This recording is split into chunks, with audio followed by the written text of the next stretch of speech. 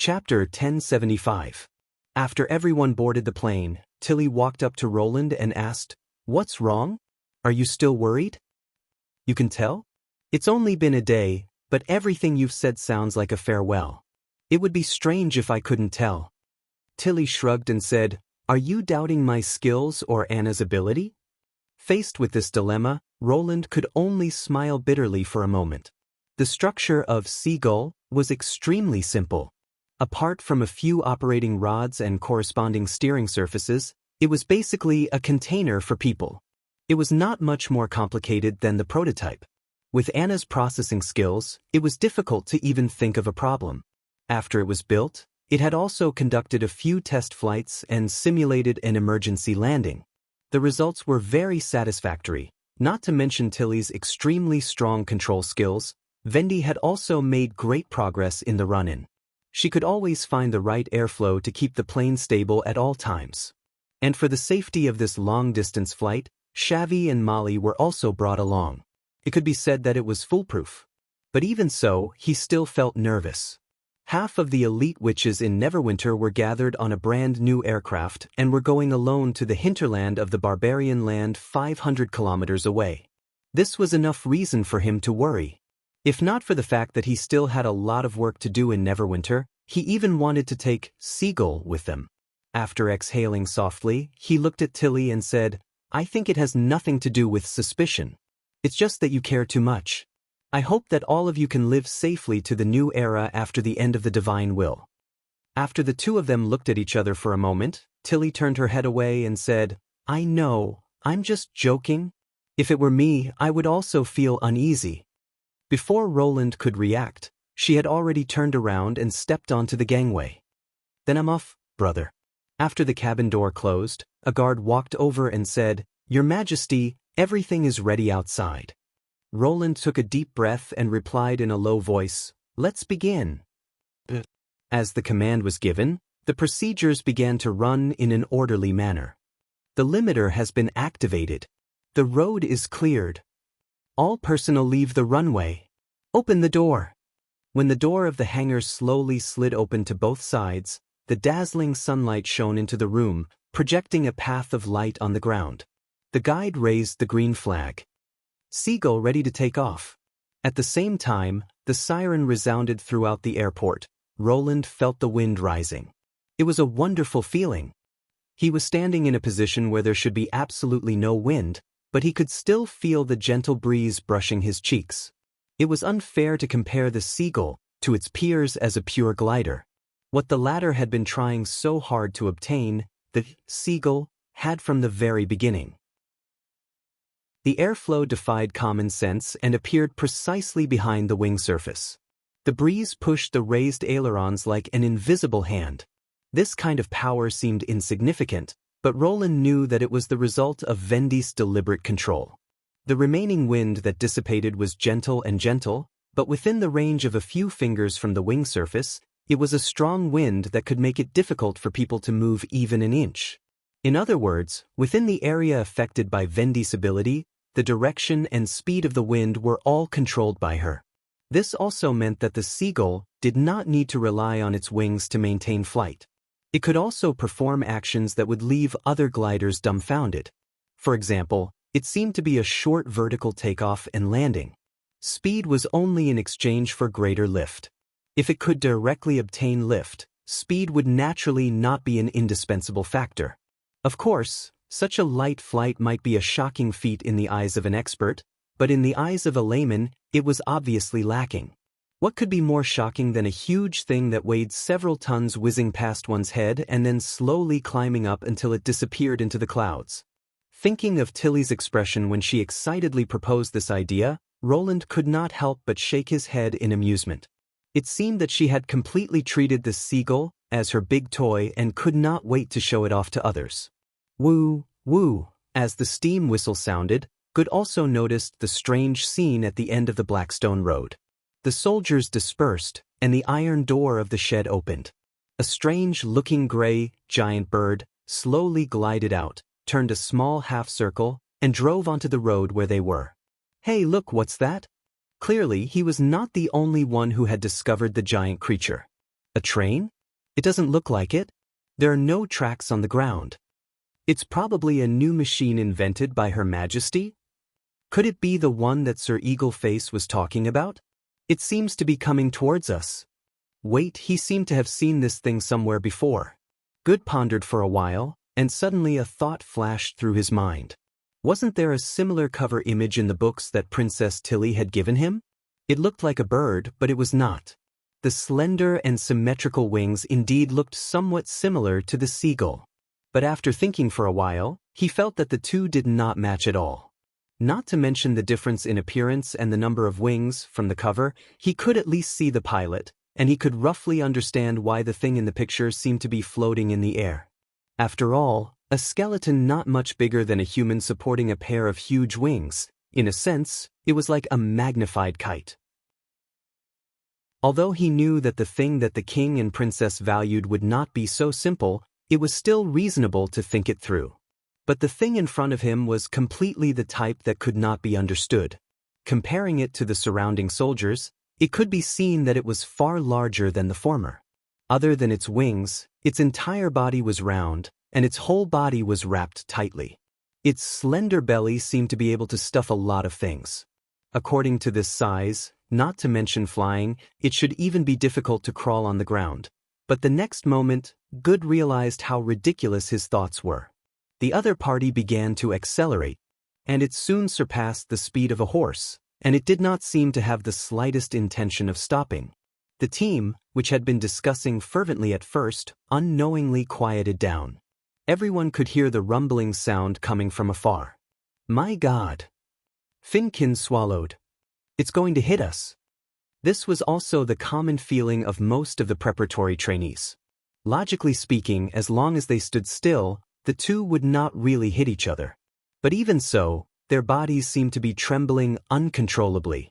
Not everyone could remain calm in the face of a giant beast that could trample them into meat paste with 1 foot.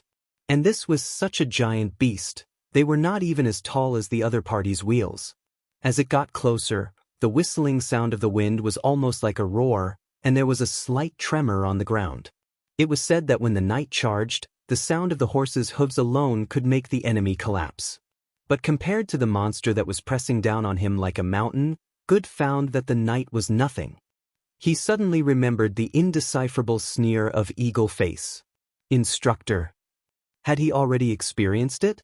Before he could think about it, a gust of wind swept past. In a short period of time, it had covered a distance of hundreds of meters, running straight through the crowd on both sides. Under the impact of the airflow, Good finally could not control his feet. His knees gave way and he fell to the ground. Perhaps he had subconsciously dodged before the gust arrived. He did not bother to get up, but turned his head to look behind him. And the next scene made him even more dumbfounded. He saw the giant beast raise its head, its feet left the ground, and suddenly soar into the sky, flying toward the blue sky. The sun shone on its wings, forming a colorful circle of dazzling light spots.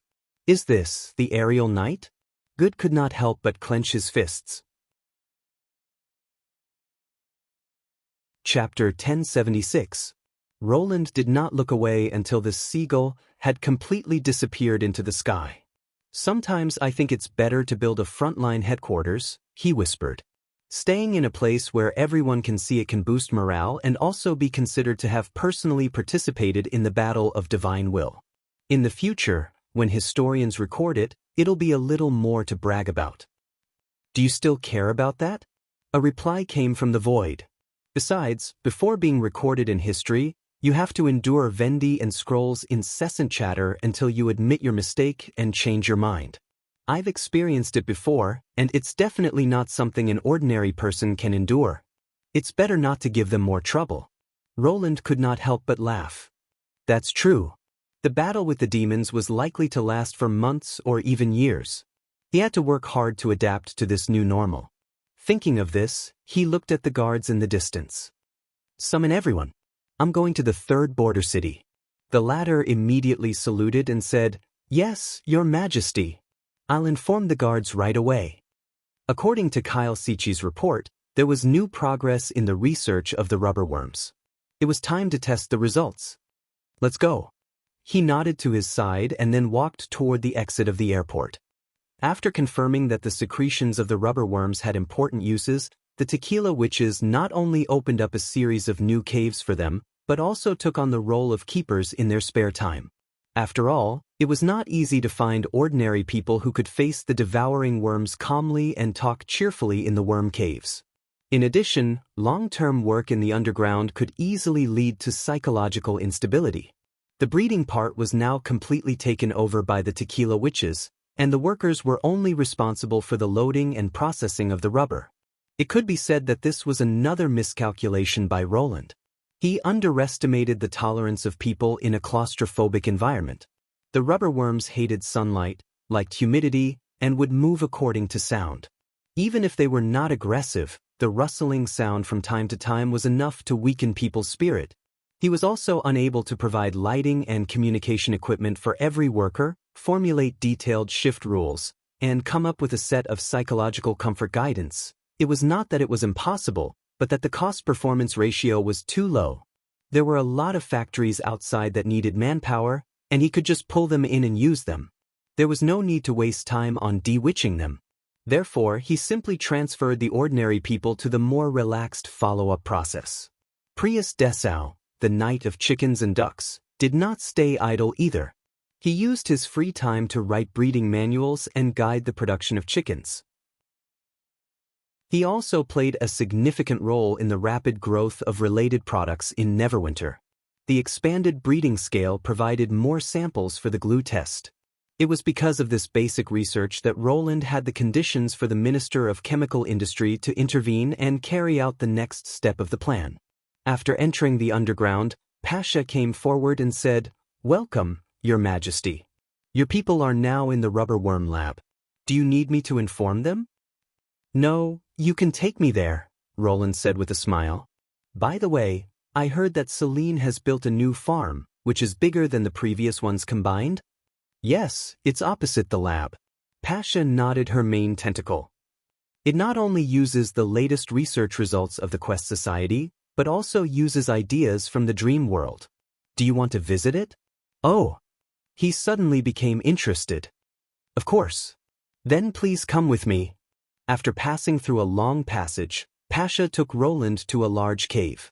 The entrance of the cave was equipped with iron bars, apparently to prevent the insects from escaping. Entering the cave from a small door on the side, he could not help but be slightly stunned. The environment in the cave was completely designed according to the Snow Mountain ruins, with luminous plants, water plants, and giant mushrooms. However, the three had obviously been adjusted reasonably. The plants were arranged along the edge of the stone wall and the flowing water, just like new street lights.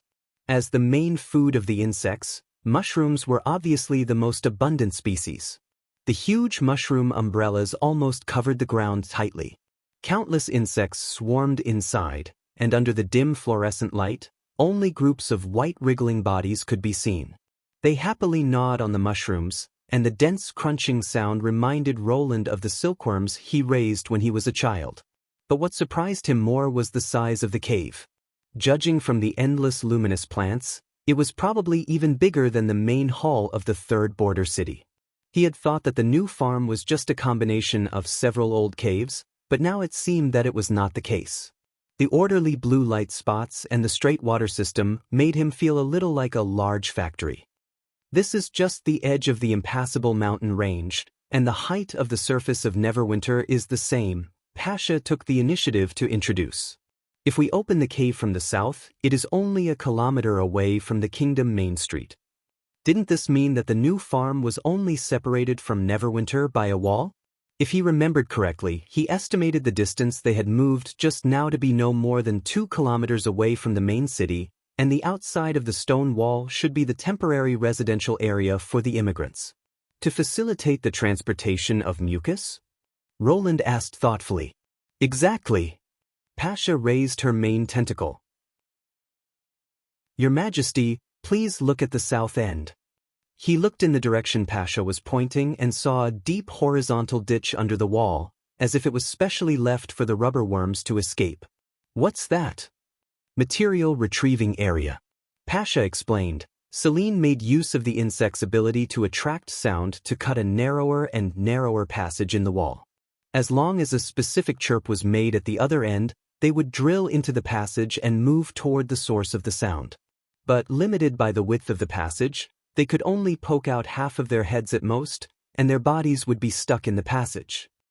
And then, Nightingale, who had been listening on the side, could not help but ask. Next, we'll activate the magic core at the end of the passage, Pasha continued. It has been adjusted to the sharp blade mode. The cyclone is generally used to defend against enemies in narrow passages. The core will emit a beam of magic light, which will fill the entire passage and tear up any obstacles in front of it. The horizontal passage is the path that the magic light will pass through. The worms will be divided into two, and the mucus in their bellies will gather along the drainage groove in the horizontal ditch. In this way, we don't need to kill them one by one, and we can get a lot of mucus at once. She paused for a moment. The reason why we reserved a distance of 1 kilometer is for the gatherers. According to Celine's idea, ordinary workers could enter the material retrieving area from the outside of the mountain, but they would not see anything except the ditch and the pool with the mucus flowing. This way, it would be convenient to collect, and it would not easily cause panic. Roland was speechless for a moment. He had nothing to add. This plan was very mature with the current technology, and it took into account the whole process from breeding to harvesting. If a rubber factory was built outside the mountain, the production and processing would be covered. Especially this kind of modern, flowing line of slaughter, which was worthy of the concept learned from the dream world. However, was it a bit overkill to use the precious magic core and Celine's lifelong research as a crude butcher's knife? Even if you can't find the chosen one and activate the instrument of divine retribution, you don't have to give up like this. No, Roland suddenly found a problem. How many rubber worms can this farm hold? It is estimated to be about 100,000, but given their breeding speed, it will take about a year to fill up this new farm. What about the corpses after the mucus is collected? He asked. Where are you going to transport them? This was not a small problem. Roland had seen in a documentary that a modern chicken farm produced hundreds of tons of chicken manure every day. A little careless handling would cause serious soil and water pollution. Once the scale was enlarged, any small detail could cause great trouble. God's punishment witches could carry the corpses now, but if the worms multiplied to more than 10,000, it would be easy to kill them, but not so easy to clean up. If the corpses could not be disposed of in time, they would definitely cause a catastrophic impact. Don't worry, Your Majesty. Pasha chuckled. Fran and the others don't refuse anyone. In fact, the consumption of the 3 worm carriers to dig with all their strength was a bit shocking. Gurgle. After understanding the meaning of this sentence, Nightingale made a sound like her stomach was moving. Now Roland finally understood why there was a small door at the entrance, but there was a superfluous reason to install a large fence. Chapter 1077. After visiting the farm, Roland went to the rubber worm laboratory. The 30-square-meter room looked like an ancient wizard's alchemy room. There was a row of rubber buckets filled with mucus on the wall, and the solidified milky white glue was everywhere. A large pot was full of burnt rubber blocks, giving off an unpleasant smell. Only God knew what they had put into it. The long-handled ladles, buckets, and stirrers used in the experiment enhanced the smell. If they had added a few toads and bats, it would have been a perfect restoration. Your Majesty, Kyle Sichi nodded to show his respect. I think I've found what you wanted. Roland noticed his pale face and the gauze wrapped around his fingers. Are you hurt? It's just a small problem. It doesn't matter. He waved his hand and handed over a glass of light red mucus. Your Majesty, please have a look. Kyle turned the glass upside down, but the liquid did not spill out. Instead, it slowly wriggled along the wall and formed a soft hemispherical mass at the mouth of the glass. Roland's eyes lit up. He reached out to catch the jelly-like mass, but was stopped by the chief alchemist. No, Your Majesty. He took back the glass. This thing is corrosive. I remember that rubber worm mucus should be non-toxic and harmless, Roland said, raising his eyebrows. Otherwise, it wouldn't have been used to make food bags and straws. But after mixing it with blood, it did change its nature. Blood. Roland was slightly stunned and could not help but look at his fingers. Was the wound on your hand for the experiment? Of course not, it was just an accident, Kyle said while stroking his beard.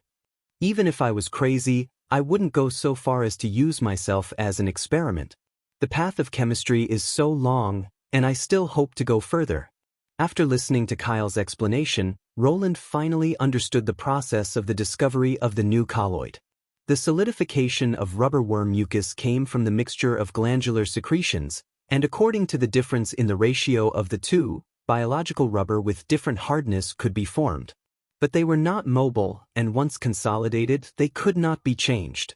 At first, according to his experience in chemical experiments, Kyle added various elements or acid and alkali liquids in groups, but he could not change the final result. After that, he further expanded the selection of materials, from complex inorganic salts to organic substances, to observe the effect. Although many interesting special colloids were found in the process, he still could not get the new gel that Roland wanted. Until an accident happened. When he cut the waste rubber strip, he accidentally cut his finger, and the dripping blood contaminated a cup of experimental sample. The cup suddenly emitted a large amount of white gas, melting the bird beak mushroom into a pool of yellow liquid. The solution had also turned into a semi-coagulated gelatinous substance. Its biggest feature is that it can retain the characteristics of the mixed materials. Kyle threw the gel into the furnace, and it immediately emitted a bright light. The flame also rose several feet high, unlike the rubber block from before, which slowly turned black and finally turned into a pile of powder. I only added a spoonful of grease. Burning it alone might not be able to achieve such an effect, but I can say that it's better than what you requested.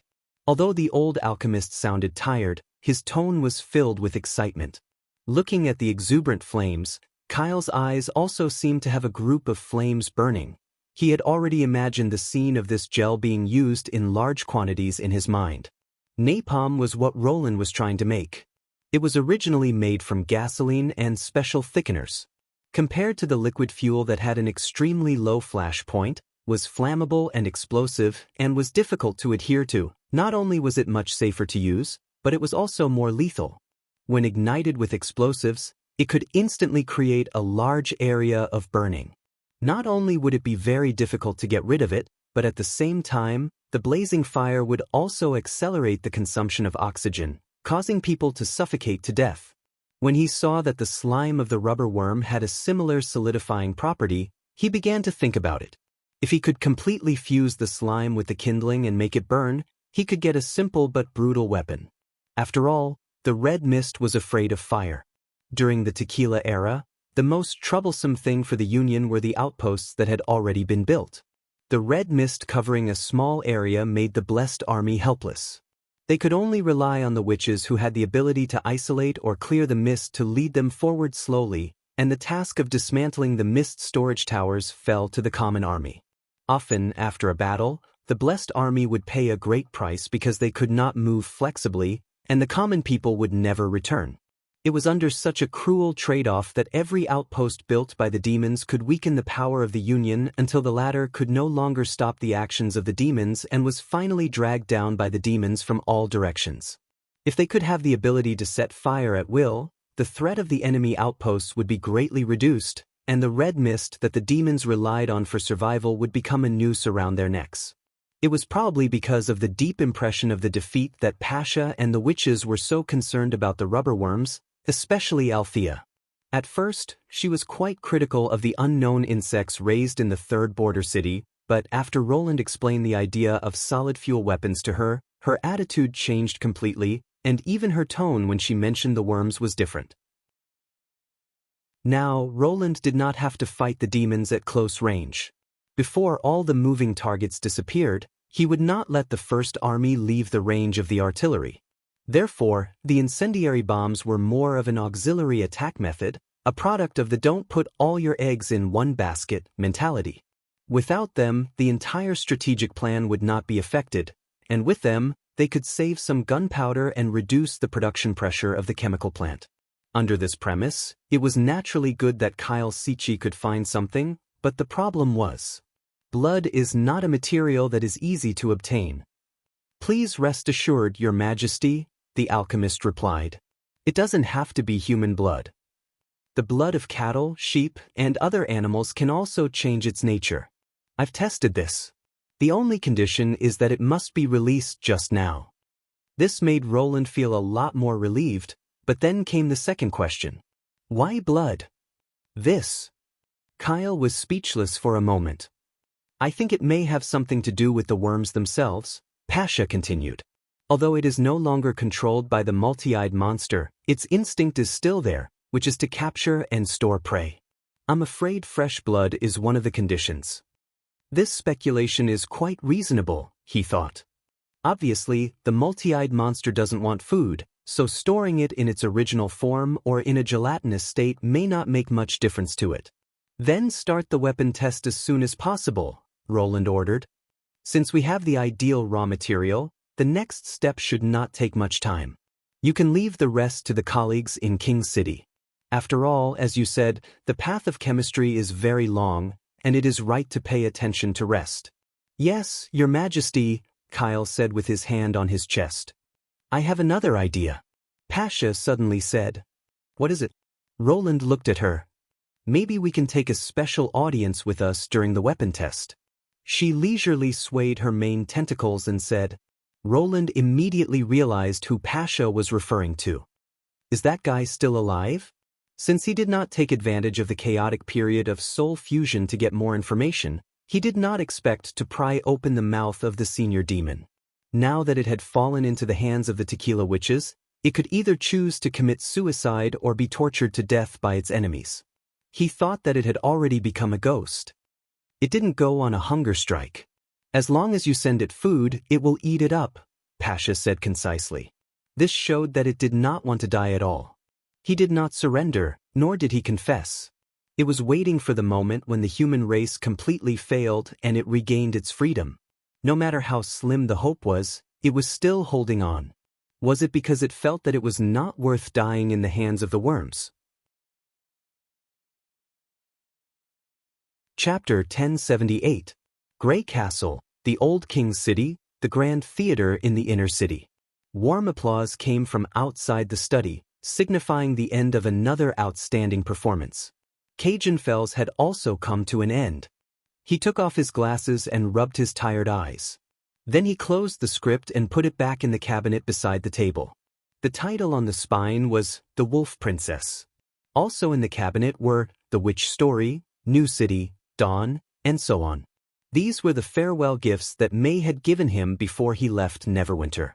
Although many people in the troupe thought it was a blatant mockery, he accepted all of them and read them several times when he returned to the theater.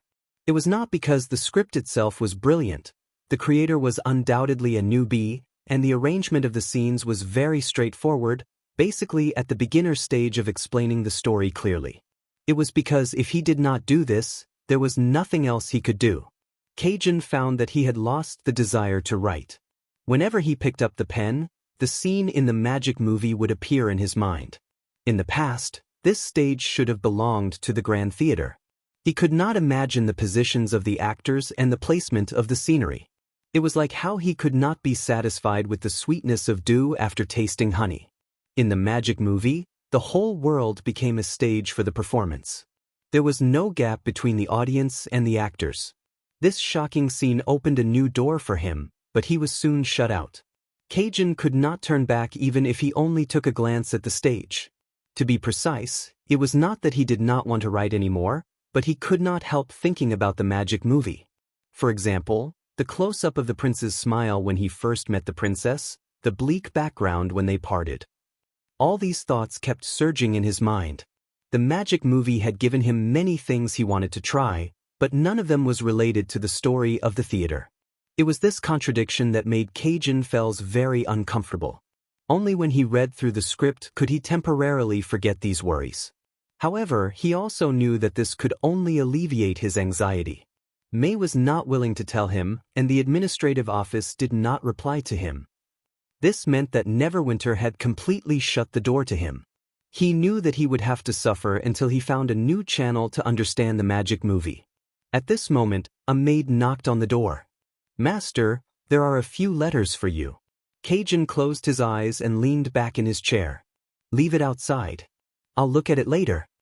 After the play, Rentgen, Egripo, and the others would usually come to the study to discuss their thoughts and questions about the performance. He planned to recover some energy before that. But there is a letter with the mark of Greycastle's royal family on it. "You told me that if it's a letter from Neverwinter, I must hand it to." Before the maid could finish, Cajun opened the door. "Where is the letter?" Startled, the latter hurriedly handed over a stack of letters and watched as the dramatist picked the letter from the royal family and stuffed all the other letters back to him. Then the door was shut. Cajun went back to the desk and broke the wax seal eagerly. It was a letter from King Wimbledon to him. Did the king finally know that Cajun's troupe had come to Neverwinter and wanted to present a play for the coronation? If he could get in touch with the king of Greycastle, wouldn't he be able to find the magic movie? Cajun suppressed his excitement, unfolded the letter and began to read. "How many roses did you get today?"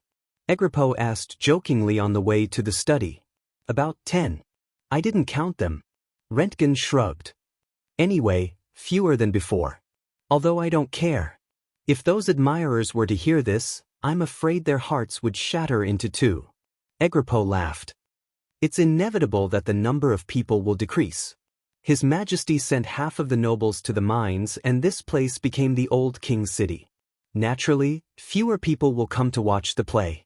But as long as the city is still there, everything will gradually return to how it was before. I think it's good enough that there are still people sending flowers," Benny said, twitching her mouth. "There used to be 6 troops, but now there are only 3 left. I hope we won't become the next one." Rentgen's expression also became a little emotional. "Yes, that war really changed a lot. Ahem, ladies, we also have to see the benefits." Egripo coughed twice. Wasn't the rapid expansion of Cajun's troop because they recruited people from the 3 troops? We can't control the succession of the throne, but it has happened so many times in history. Everyone is still alive, isn't it? Anyway, cheer up. Teacher is still waiting for us. Don't let him see us being discouraged." At the mention of Cajun Fells, everyone nodded involuntarily. Teacher Cajun seemed to have aged a few years since he came back from Neverwinter. It was all May's fault. She refused to reveal the origin of the magic movie and even used the possibility that it might be related to the secret. Since things had come to this, they naturally had to work harder. "Teacher, sorry to disturb." Egripo walked to the study and pushed open the door. He was slightly stunned. The atmosphere in the room seemed to be a little strange. Cajun was not sitting on the soft couch waiting for them as he usually did. Instead, he was standing in front of the table in a daze. After a long while, he looked at them and said, "Come in." "Teacher, what happened?" Bernice also noticed that Cajun was acting strange. "There's a letter from Neverwinter. It's from His Majesty." Cajun picked up the letter from the table and handed it to everyone.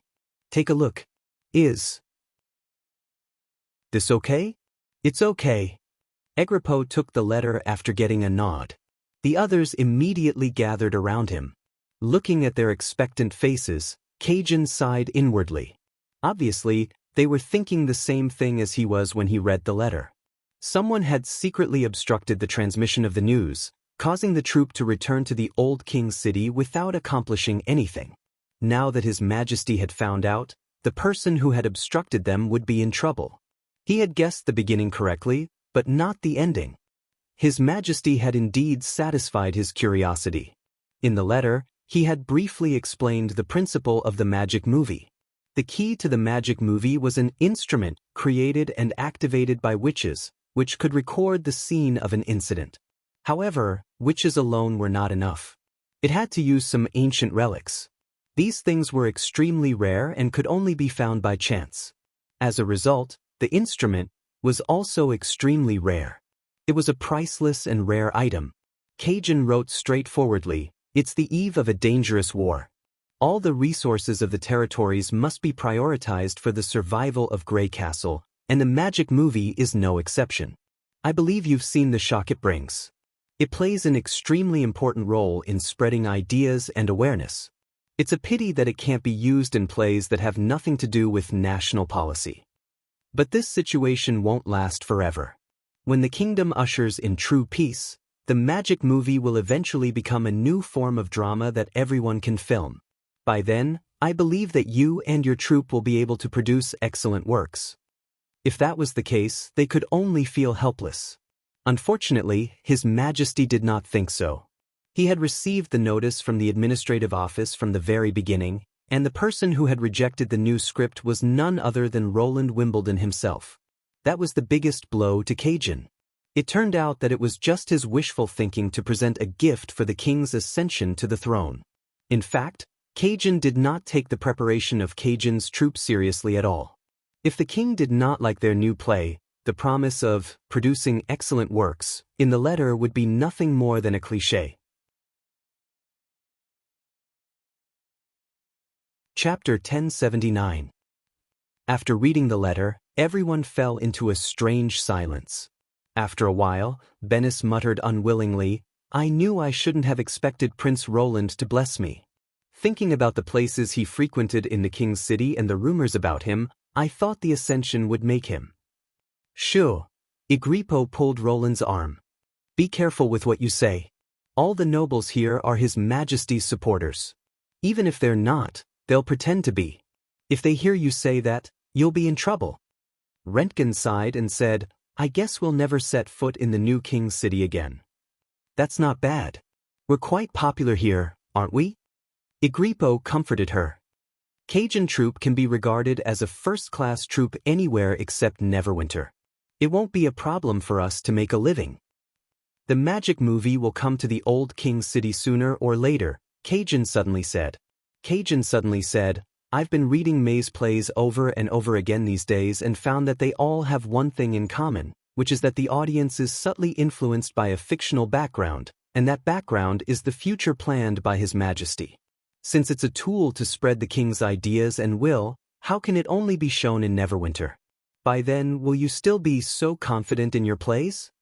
Agrippo was stunned. We can go to other places, such as the Kingdom of Dawn. Teacher, as long as you ask, the theater there will be willing to let us stay there." Cajun shook his head and said, "I won't go to the Kingdom of Dawn." "Then?" The dramatist looked up and said, "I want to go to Neverwinter again." "Teacher?" The three of them turned pale with fright. It takes at least a month for the troupe to go back and forth to Neverwinter, and during this time, we'll barely have any income. Agrippo hurriedly tried to dissuade them. "It's fine for us, but I'm afraid that the newcomers and apprentices won't be able to make ends meet, which will affect the troupe's stability." Cajun, of course, knew this. It would be fine if the troupe had a fixed theater to perform in. Otherwise, they would have to prepare all the props and materials by themselves, which was not an easy job. However, what he meant was not what they thought he meant. "I won't take the troupe with me." This time, the apprentices were stunned for a longer time. "Then, what are you going to do?" "To compete for the magic movie," Cajun said slowly. Although His Majesty said that magic movies will become popular sooner or later, he didn't mention a specific time. 10 years or 20 years. In any case, I can't wait that long. Even if it's only 5 years, the Starflower troupe will reach an unprecedented height. By that time, it'll be too late for us to catch up and start from scratch. The best time to catch up with a wave was right before it leaped out of the sea. The problem is that His Majesty already has the Starflower troupe. Bennis murmured. In the beginning, Starflower troupe only consisted of Star and Flower. Cajun glanced at his disciples and said, "Plus, I haven't changed my mind. An outstanding performance must be honed behind the scenes to reach its best level. Since Starflower can't handle the drama arranged by His Majesty alone, we might be able to solve it. If I can beat him in the theater, I might be able to get a chance to perform in the magic movie." "You're going to act in those plays?" Agrippo asked incredulously. "If I want to get one part, I have to give up the other." Cajun nodded. "But even if it's a play, it's not a reason to slack off. I'll do my best." Cajun paused for a moment. Of course, His Majesty may reject this request. In that case, I'll join the Starflower Troop in my own name. Do any of you want to come with me? No one answered. Cajun did not know whether they were still in a daze or unwilling to leave the old king's city. Maybe both of them. Cajun was not surprised. In fact, he was shocked when the idea popped up in his mind. Just as Agrippo had said, even if he went to the Kingdom of Dawn, he would be able to gain a high position with his reputation. It would not be an easy choice for him to give up on this. Moreover, he was old. His memory was not as good as before, and his legs were not flexible enough. What kind of roles could he play on the stage? Usually, he would play unimportant supporting roles. No matter how good he was, he would still be a joke in the eyes of others. It could be said that from the moment he became successful and moved from the front of the stage to behind the scenes, he never thought that he would make a comeback one day. Since His Majesty could not accept his script, and he could not write stories like New City and Dawn, then he could only give it a try as an actor. Was it too incredible? Cajun looked at his apprentices' expressions as if he could read their minds. Yes, it was indeed incredible. After making this decision, he felt a sense of relief that he had not felt for a long time. He was indeed old, but strangely, his heart seemed to have returned to more than 30 years ago, when he first went to the theater with his family and watched a play. At this moment, he could not suppress his excitement and impulses, which were almost exactly the same as when he was young. He had countless reasons to stop himself, but in the face of this possible opportunity, all his reasons were useless. Agrippo has been with me for the longest time, and he knows how to run a troupe. When I'm not here, he'll temporarily manage it, Cajun said calmly. Recently, there are many talented newcomers in the troupe. Let them perform more. As long as the plays are rehearsed normally, there won't be any problems. Teacher. The three of them wanted to say something, but Cajun stopped them. He followed the voice of his youth. That voice was telling him. He wanted to act in the Magic Mugi. In the city of Neverwinter, the western region of Grey Castle. As Roland had expected, the speed at which the napalm could be weaponized was astonishing after the right materials were found. In just 1 week, the Ministry of Chemical Industry had put the trial product in front of him. It was about 10 iron buckets with a diameter of 30 centimeters and a height of about 1 meter. There were detonating explosives in the center of the iron buckets and they were connected by wires. Your Majesty, this is the city-burning Skyfire Thunder I designed, Retnine said excitedly. It has 3 layers, namely, the special snow powder layer, the combustion-supporting layer, and the fuel layer. In order to make the fire spread more widely, the 3 layers are not simply wrapped. Instead, they are like inverted mushrooms. The snow powder fire will hit the combustion-supporting layer and the fuel layer like an erupting volcano. And Retnine, who used to be the chief alchemist of the alchemist workshop in King's City, probably felt that it was not easy to get the opportunity to replace Kyle Sichi. His many designs really made Roland's eyes light up. In addition to the directional ignition configuration and the combustion-supporting layer, Retnine also mentioned the idea of delayed detonation for the first time. Using the precise and controllable characteristics of electric detonators, multiple explosives could be detonated in sequence to reduce the impact on each other and increase the lethality. Roland had to admit that this group of people who stood at the top of the industry had extraordinary talents. For example, Retnine seemed to be particularly enthusiastic about the use of chemicals to make explosions. The only thing that made Roland doubt was Retnine's style and taste in naming. However, this was not a big problem. After all, he would be the only one who had the right to name them after they were officially equipped with the army. Chapter 1080. The test site was a flat valley in the impassable mountain range. Surrounded by mountains, there were few people around. It was difficult to enter the valley from the outside without using tunnels or airplanes. It could be said that this was a dangerous place in the mountains, and it was very suitable for doing things that needed to be hidden from others. It was not because the napalm weapon was mysterious, but because there were a few people in the audience. Ah, the air here is really good. I can smell the fragrance of flowers and soil. Celine crawled out of a crack in the rock stratum and shook her tentacles. It's been more than 200 years since I last saw the blue sky. Retnine shuddered. He looked at Roland with a panicked expression. Anyone who saw a giant blob monster emerging from the ground would feel fear. If this was a disaster movie, this kind of classic appearance would definitely be a mini-climax that would require a special soundtrack.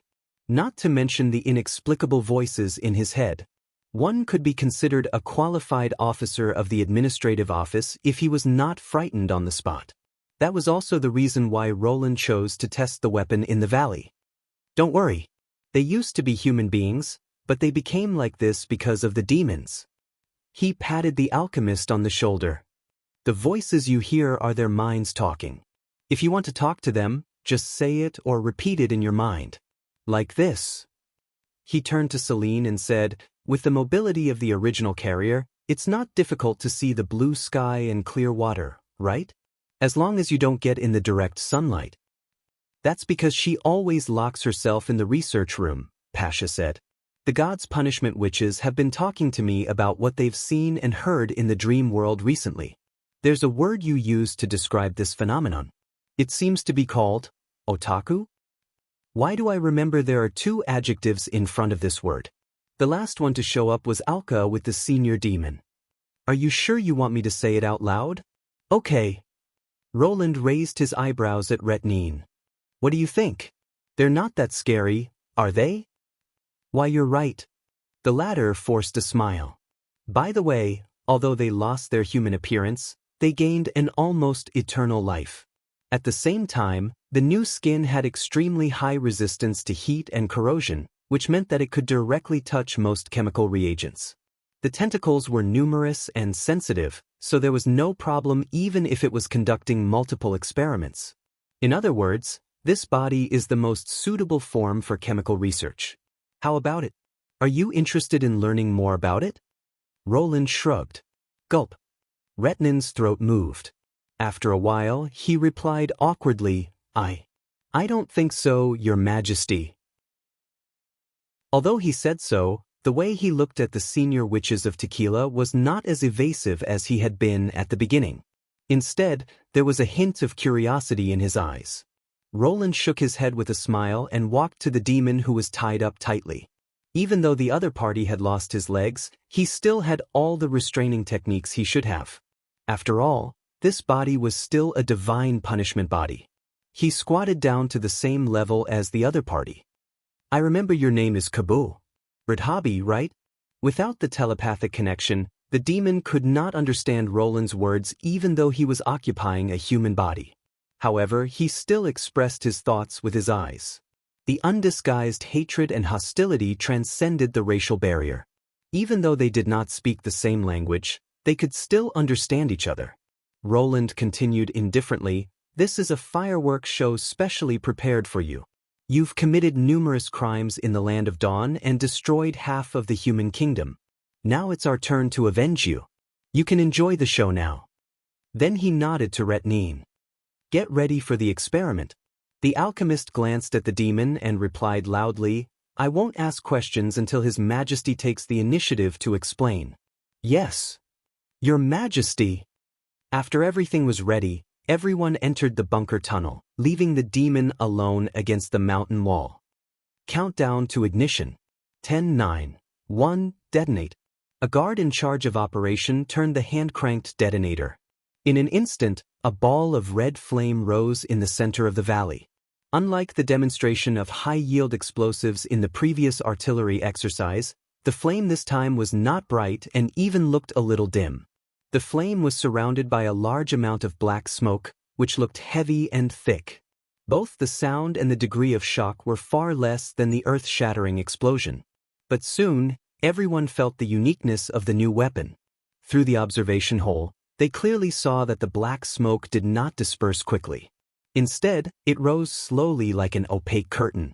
It was not so much a cloud of smoke, but more like flaming magma. The scorching airflow pushed the fuel high into the air and scattered it like an open umbrella. When the umbrella was fully opened, the flashing red light did not disappear. Instead, it became brighter and quickly turned the falling fuel into flowing flames. Roland knew that it was the effect of the aluminum powder and iron oxide in the combustion-supporting layer being ignited. The heat released by this reaction seemed to bring about a second continuous explosion. The whole process took a few seconds. The rain of fire splashed in all directions, and the places that came into contact with it immediately ignited a new fire. Even though he had left enough of a safe distance, he could still feel the bursts of hot wind blowing on his face. Under the effect of gravity, the black smoke and the flames finally completely separated. The former dissipated in the sky, while the latter completely dominated the earth. There used to be a forest and a stream in the center of the valley, but now there was only a crackling sea of fire. As for the experimental animals, Roland felt that it was no longer necessary to check them. On the other side of the tunnel, Elsa could not help but curl up her main tentacle. If only there were such weapons in the Tequila era. Because the red mist was afraid of fire, the demon's outpost was always surrounded by barren land. It was impossible to disperse the red mist with just a few piles of firewood. Even if the witches found a way to create a high-temperature fire source, it would be difficult to do anything without magic power. But this weapon gave her hope of quickly eradicating the outpost. As long as she could transport it in, she could open a path for the follow-up army. And her comrades did not have to die helplessly under the attack of the demons and the red mist in order to buy time for the mortal army. She seemed to see the mist storage tower covered in flowing fire burning until it turned into a dazzling pillar of fire. The mind communication that only belonged to the original carriers passed quickly in the minds of the three senior witches. They did not even need to speak to understand each other's thoughts and emotions. Amidst their conversation, Urcha quietly shifted his gaze to the mortal man and sighed to himself. It was such a pity that he wasn't born 400 years ago. The fire lasted for nearly 4 hours before it gradually subsided. There was only a piece of scorched earth left in the valley, and there was nothing left to burn. Roland walked out of the tunnel and felt that it had suddenly changed from early spring to midsummer. A large amount of hot air had accumulated here, turning the valley into a temporary greenhouse area. He looked at the demon leaning against the rock wall. Because it had been cleaned in advance, the fire did not burn near the bunker, and the god's punishment body could not feel the scorching heat, so it should not be hurt. But the demon's eyes were staring straight at the scorched earth in the distance, and there was a hint of gloominess in its expression. This was probably the result that Pasha and the others wanted to see. The Tequila did not consider the possibility of the demon giving in or surrendering. They just wanted to let the demon know.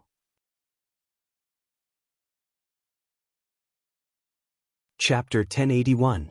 These rails are the last for today. Leaf poked her head out from the crown of the tree. Thank you. Leave it to me. Molly patted her flat chest and whistled. Come out, my servant Momota. A blue sphere emerged from the void and quickly expanded to the height of a tree branch. It stretched out its two transparent arms, scooped up the steel rails on the ground, and swallowed them. However, the rails were too long, and it was not realistic to swallow them completely. Therefore, the front and back ends were exposed, and at first glance, it looked like a sphere that had been pierced. Momo. Tower? I remember you called it Momoka last time. Did I?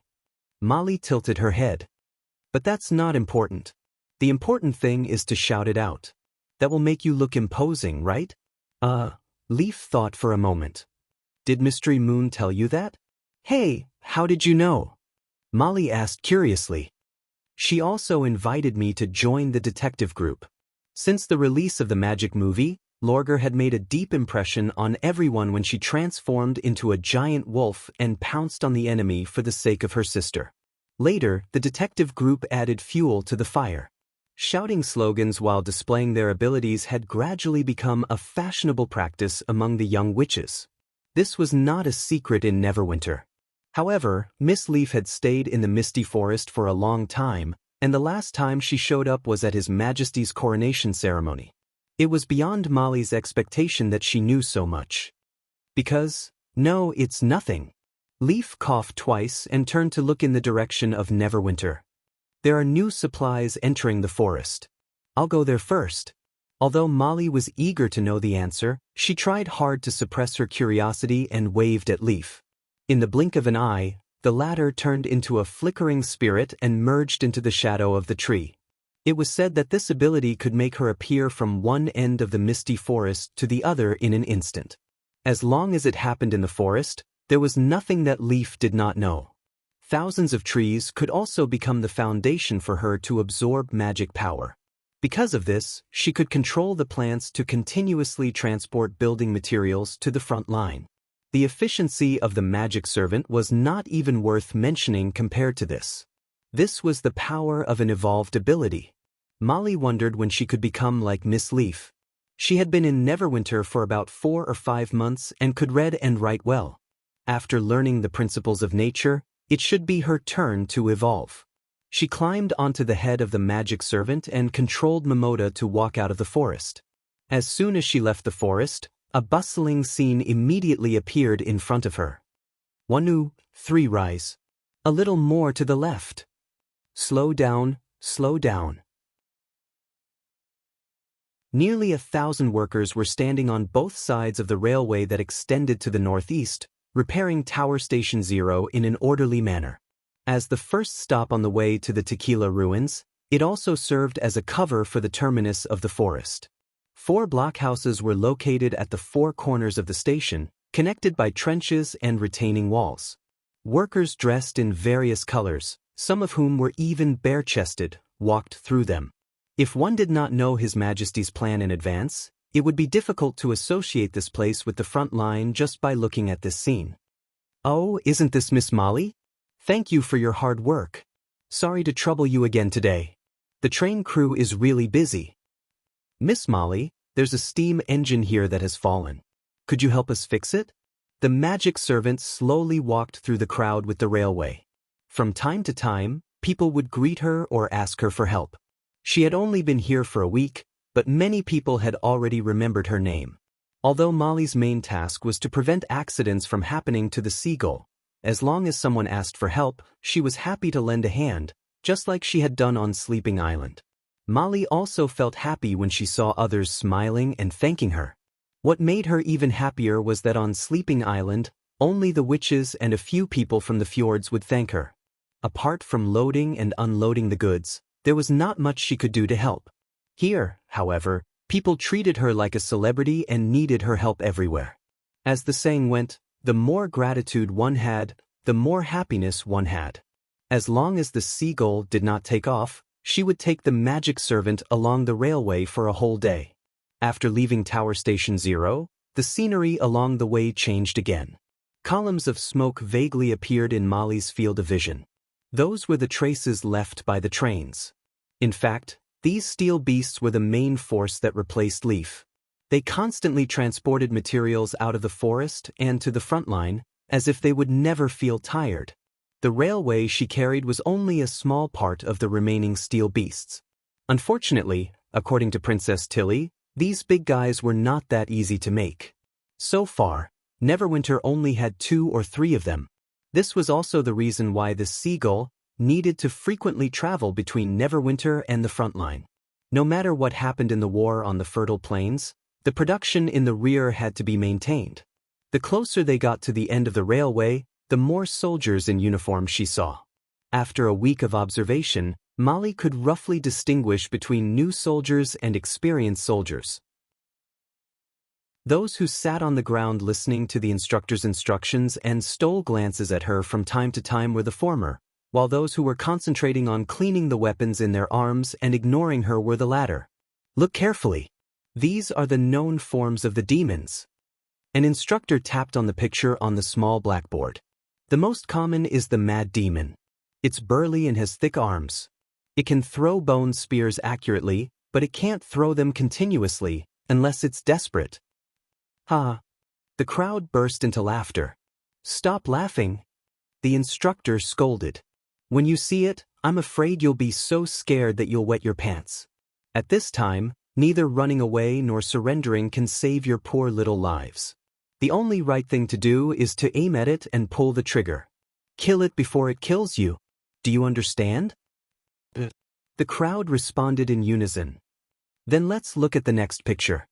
He pointed to another picture. These monsters with eyes on their foreheads are the fearsome demons. Although their numbers are far less than the previous one, they're much more powerful.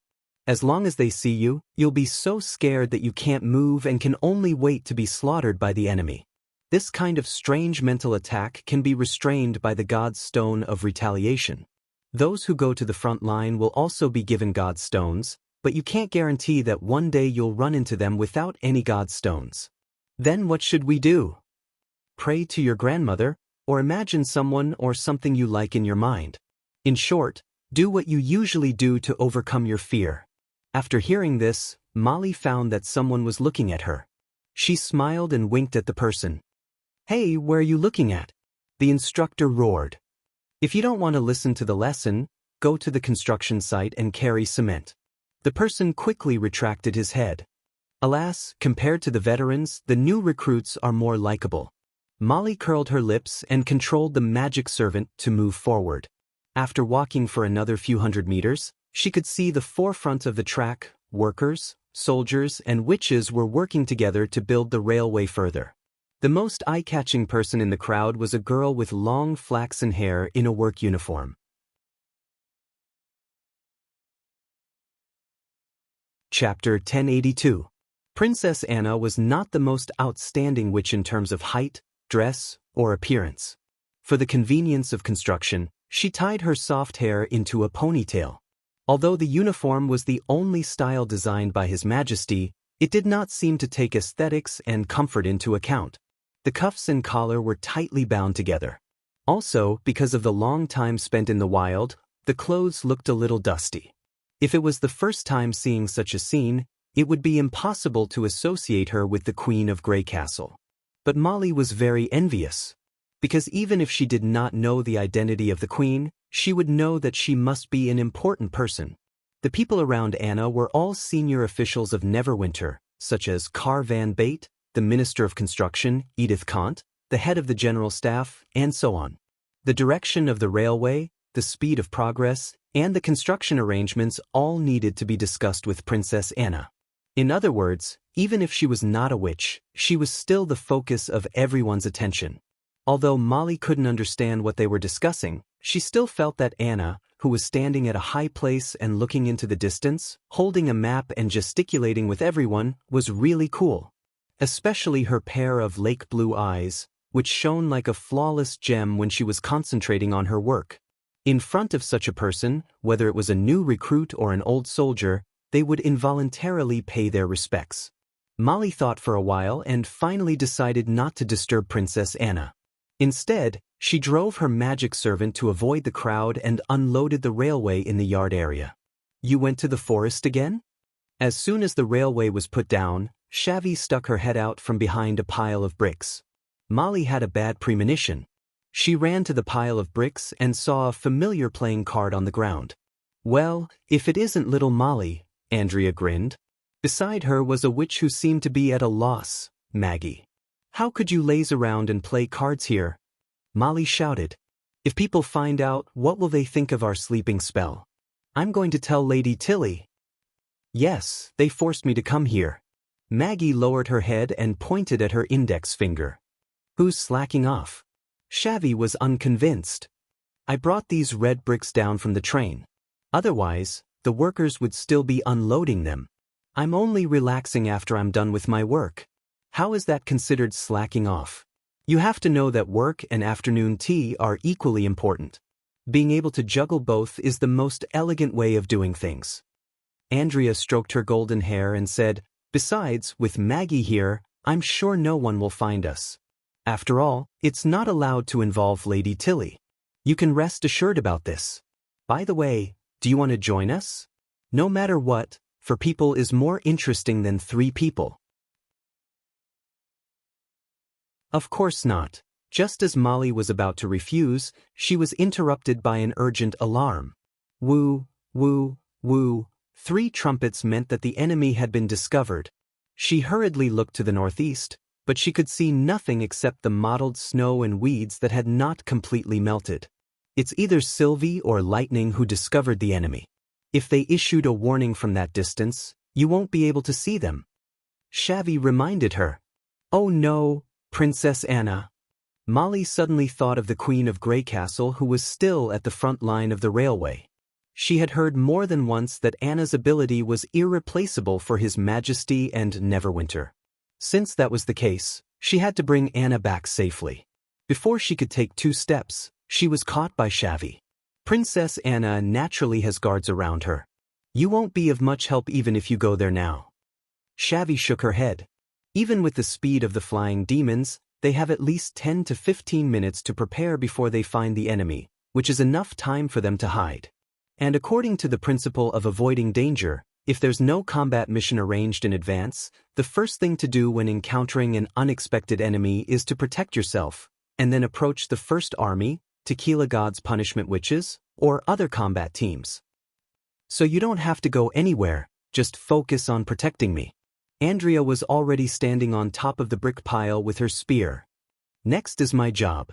Just as Shavy said, when Molly climbed up the pile of bricks, the huge construction site was already empty, as though the bustling scene from before had never happened.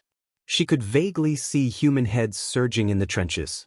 Black guns were set up, and the train had also stopped moving. The entire front line was suddenly filled with a chilling atmosphere. Sylvie, did you discover the enemy? Andrea took out a sigil of listening from her bosom. How many?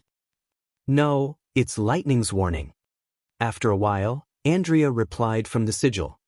The enemy seems to only have 4 devil beasts carrying mad demons on their backs, and they're on your right. There's no sign of senior demons. Only 4? Seems like it's just a chance encounter. Maybe, but don't let your guard down, Sylvie warned. You should be able to see them in 5 minutes. A moment later, the demons arrived as promised. The 4 black shadows were particularly eye-catching under the clear sky. Undoubtedly, they had also seen the railway line on the fertile plains. But strangely, the demons did not immediately attack, but hovered in the distance. Why are they hesitating? Shavy frowned. This doesn't seem like the style of demons. Can you hit them? Molly asked. No, they're too far away. Andrea shrugged. Even if I toss all the coins, none of them will stand up. Of course, there's another way. Molly automatically ignored the part that she did not understand. What way? For example, changing to a bigger gun. Andrea smiled and pointed to the side of the brick pile. Can I borrow your magic servant? At this moment, Molly noticed that there was an astonishingly large firearm placed there. Just the barrel alone was more than a meter long. At the same time, she immediately understood what the other party meant. It was impossible for a single person to operate such a heavy weapon. Do you also carry this when you play cards? It's all thanks to Maggie. Andrea spread out her hands. And it's only a basic requirement for a warrior to carry a weapon that might be useful with you. Molly did not say anything. She raised her hand and summoned her magic servant, grabbed the huge firearm, and put it on top of her head. At the same time, she ordered Momota to lower its body and spread out into an oval cushion. It's a pity that I didn't bring you with me last time. Andrea laid on top of the gun and tried to feel it. This gun seat is much more comfortable than Ash's. Raise your head a little. Yes, this is the angle. What about now? Molly adjusted the shape of the servant. Just right. By the way, can you shrink its arm? As small as the thickness of a finger. That's not a problem, but it won't be able to grab heavy objects this way. That's okay. Just keep it like this. Andrea stuffed the shrunken servant's arm into her ear and then held the gun. Don't forget to plug your ears. As soon as her voice fell, she pulled the trigger. A loud bang came from the muzzle. Chapter 1083. The other 3 demons immediately responded. They controlled the devil beasts to scatter and flew back in the direction they had come from. Soon they disappeared into the sky. While retreating, one of the demons turned around and threw a spear into the head of the flying mount, which had half of its wing broken and was spiraling down. Even though Andrea had been staring intently at the target, the second coin did not appear. They actually escaped? Shavy exclaimed in surprise. What are they doing here? It was the first time for the demons to escape before the battle. In Andrea's impression, This ferocious group would never stop until they had bitten their target. It didn't look like it was attacking, nor did it look like it was scouting. It just kept circling back and forth, which was quite surprising. I don't know. Andrea released the trigger. And they seem to have figured out how to avoid being sniped. It seems that the enemy is also a quick learner, don't you think so, little Molly? She smiled and looked at Molly, who was rubbing her ears. You should have warned me earlier next time, Molly complained. The weapon was as loud as a cannon, and she almost failed to protect her ears in time.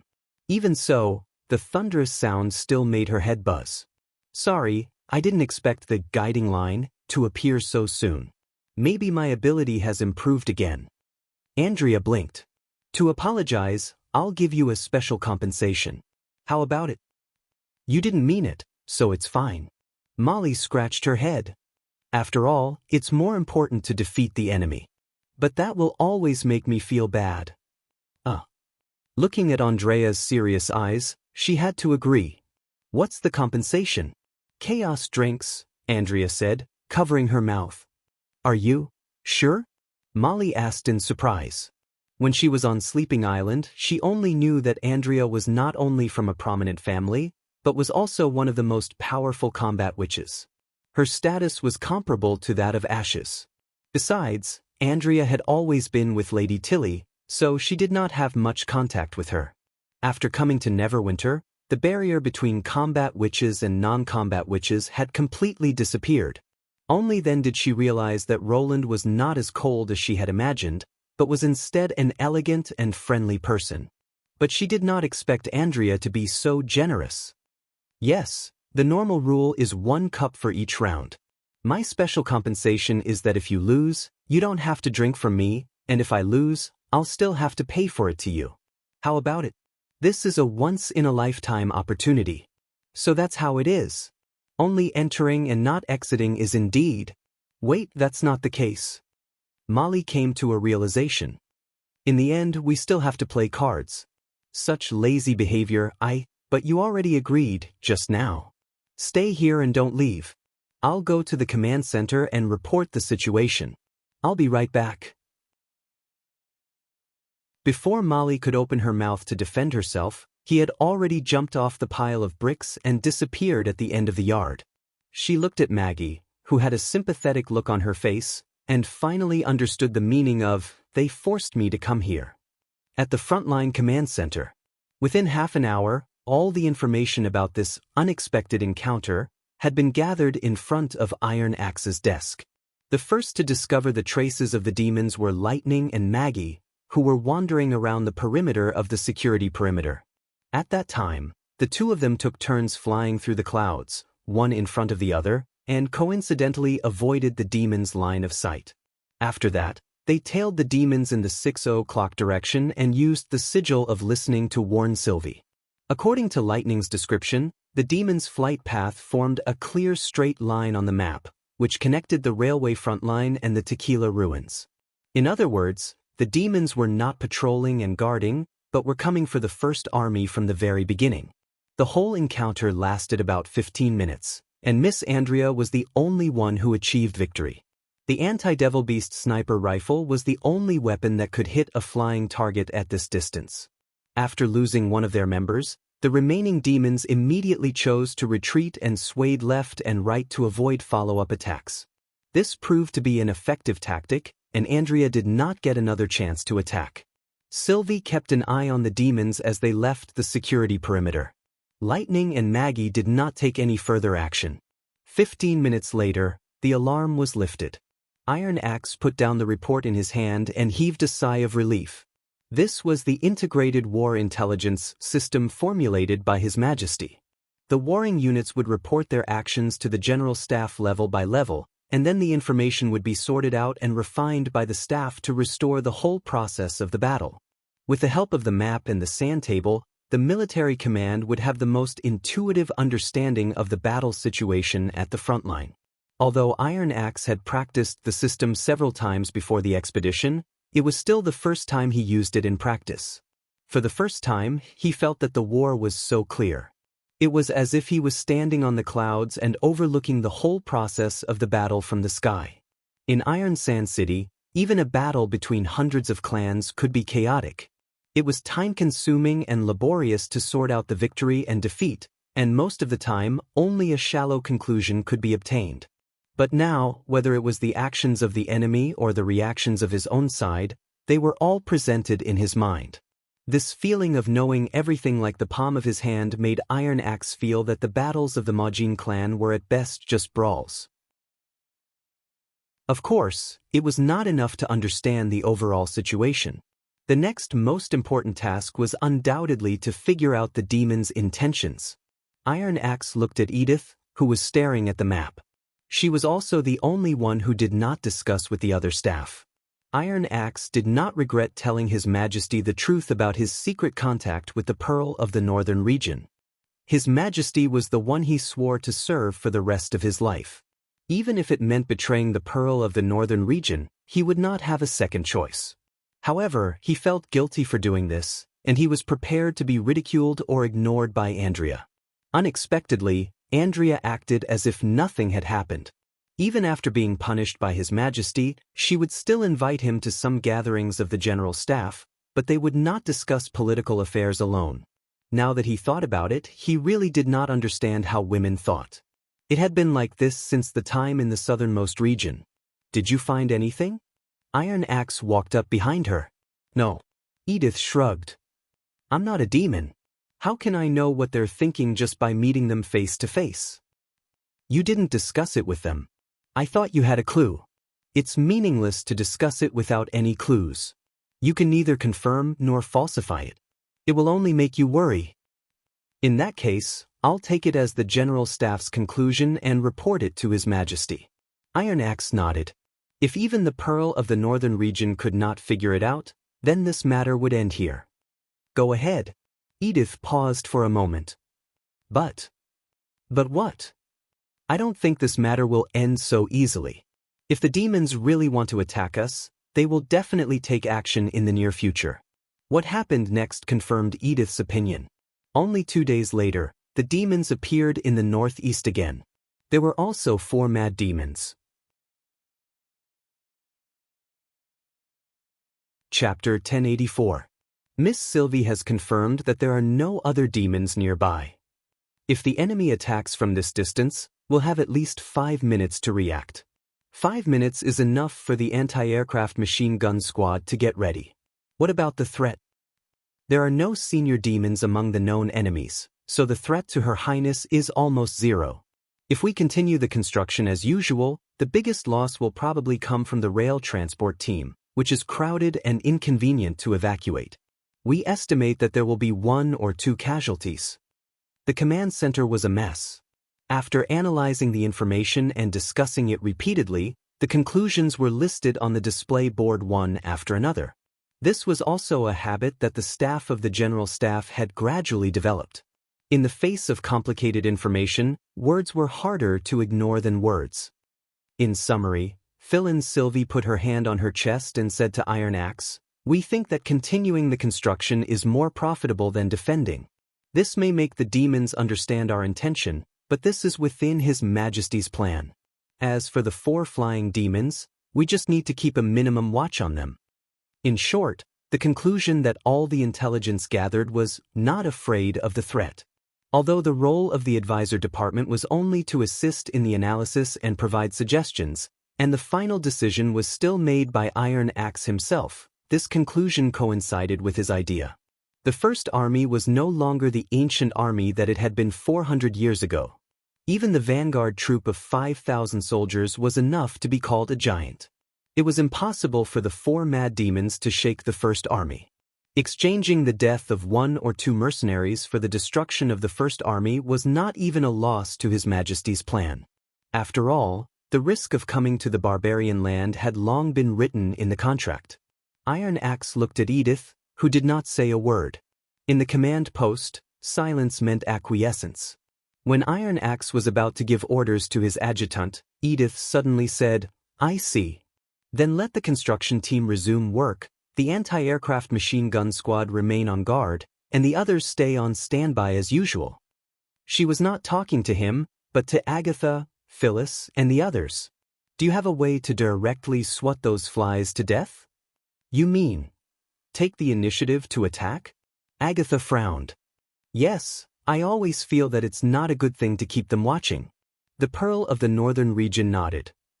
As far as I know, the two girls who can fly have extraordinary combat abilities, right? With the cooperation of Miss Chin-Shi, they might be able to catch them all in one fell swoop. This is beyond the capabilities of the First Army, and only you can do it. This. Agatha hesitated. In theory, only when there are two demons will their attack be risk-free. Otherwise, once the enemy threw a spear, it would be very difficult to dodge at close range.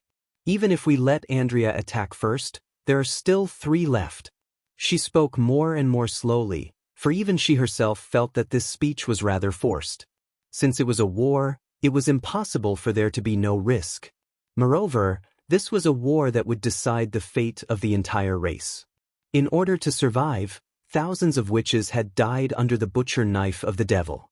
Lightning was no different from the others. However, the fact was that after entering the fertile plains, Agatha had noticed that lightning was acting strangely. Although she had tried her best to hide it, Agatha, who had experienced the battle of divine will, was no stranger to this state. It was a state of confusion caused by encountering an unimaginably strong enemy. It was precisely because the enemy was so strong that it created an illusion that it was impossible to defeat them. As a result, many blessed army witches who had been fighting for a long time could not escape. If they wanted to adjust their state, they could only rely on themselves to recover bit by bit, apart from drugs and abilities. In order to defeat the demons, Agatha did not care about the size of the risk. As long as the reward was big enough, she would not hesitate even if it was a suicide mission. She believed that the other tequila survivors would also make the same choice. However, Lightning was different. In this state, forcing her to face the demons was no longer a matter of risk, but a matter of sending her to her death.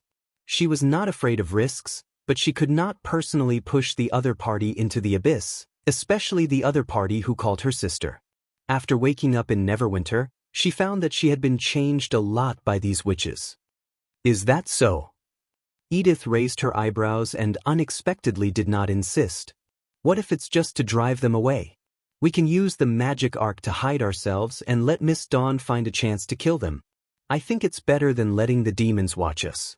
Agatha and Iron Axe looked at each other and said, "No problem. I'll inform the Special Operations team."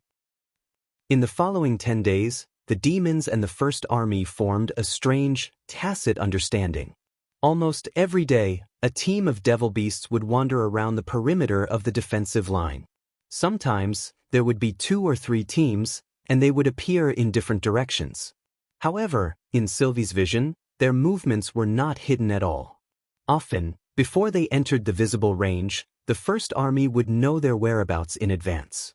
Probably because there was no opportunity for them to take advantage of, the demons did not launch any attacks except flying along. In the beginning, the existence of the demons had a certain impact on the construction team. However, after a few days, everyone got used to this situation and continued to work hard. After all, the potential threat was far away, but the reward was right in front of them. The only inconsistency during this period came from Andrea. Every time a demon was hit and fell, the crowd would burst into enthusiastic cheers. This process was completely unpredictable. Sometimes it did not happen in a day, and sometimes it even happened 2 or 3 times. Although most people did not know about the existence of the Special Operations team, there was no doubt that this was the countermeasure taken by the army. There was even a new way of gambling among the workers. That was to guess the demons' doomsday. How many demons would come today and how many would go back? This kind of little game was very popular among the workers. As the construction was progressing smoothly, the First Army soon advanced to the second railway node. According to the battle plan, stations would be set up every 50 kilometers along the railway line that was not protected by the misty forest. The reinforced concrete blockhouses were enough to ensure that the First Army could defend against demons several times their number with a small garrison. At the same time, the vanguard and the middle army could take care of each other, and the logistics would become more convenient. Armored trains cruising on the railway line would protect the stations. Even if the demons destroyed a section of the railway, it would not be too difficult to repair it. It could be said that with these stations, it would be impossible for the demons to uproot the Black River in a short time. They were like nails that firmly rooted the First Army in this vast and fertile land. Chapter 1085. After nightfall, the whole camp fell into a deep silence. The people who had been busy the whole day were now completely asleep, and the witches were no exception. However, Lightning did not feel sleepy at all. She had been like this for almost half a month, or rather, from the moment she left the concealing forest, she had felt an inexplicable uneasiness in her heart. The wound that was pecked by Maggie also began to ache, as if it was reminding her of what had happened that day. Lightning could not even tell whether the pain was her illusion or not. She tried many ways to distract her attention, but all of them ended in failure. However, with the naked eye, the wound did not change at all. It did not disappear, nor did it expand. It was like a scarlet spot stubbornly staying on her chest. This feeling of confusion made her feel haggard. She could not fall asleep until 3 or 4 o'clock in the morning. Even so, her short sleep would be filled with nightmares one after another, and she would wake up at the slightest sound. Looking at Maggie, who was sleeping soundly on her head, Lightning sighed to herself. She covered the quilt that Maggie had lifted, quietly got off the bed and walked out of the room. The witches' camp was located in the center of the camp, and there were God's punishment witches guarding the perimeter. She did not want to alarm the guards, so she directly flew out of the camp and finally landed on the track under construction. The bright moonlight shone on the road under her feet, and both sides of the track seemed to be reflected with a silver edge. The night wind blew through the field shrouded in darkness, bringing not only the rustling of the bushes, but also the sounds of birds and insects. In the past, Lightning would have enjoyed such a night scene for a long time, but now she had no mood to admire it at all. She did not even dare to look in the direction of Tequila. The monster hidden in the dark land seemed to be staring at her all the time, and every time she glanced over, the wound on her chest would remind her of this fact. Lightning looked at the crossed eyes under her feet, and a bitter taste rose in her mouth. After more than a month of recovery training, she finally managed to overcome her fear and cross the low border wall of Neverwinter. She had thought that as long as she persevered, even if she could not face the senior demon of Tequila again, she could at least return to her normal state. But the result ruthlessly crushed this idea into pieces. Not only could she not use her awakened ability freely, but she always felt restricted when she flew. Even when she encountered ordinary demons, she lost the little bit of courage she had in the past. Otherwise, no matter what the enemy was up to, she and Maggie would be able to annihilate the 4 mad demons. Unfortunately, she could only follow the enemy from afar and wait for them to retreat on their own. It could be said that she was dragging everyone down. Thinking of this, Lightning couldn't help but feel a little teary. No matter how he tried to hide it, he couldn't hide it from everyone forever. Even the slow-witted Maggie could sense that something was wrong with her recently. Perhaps one day, she would abandon her timid self and fly to a higher place by herself. When that time came, what would she do? I'm so useless. Lightning squatted down and buried her head between her knees. I'm so scared of demons that I'm not qualified to be the leader of the exploration group. They'll definitely laugh at me if they know. I always boast that I'm the greatest explorer, but I'm more cowardly than anyone else. Yes, a voice in her heart seemed to answer. They'll laugh at you sooner or later. But I don't want to see that day. Her voice was a little choked. Who told you to always boast and think you're infallible? If you don't want to see them laugh at you, the only way is to leave here and go to a place where no one knows. Otherwise, you can't avoid it. The only way is to leave. Here? That won't do, someone suddenly said. Huh. Lightning was stunned and suddenly raised her head. She saw a familiar figure standing not far away.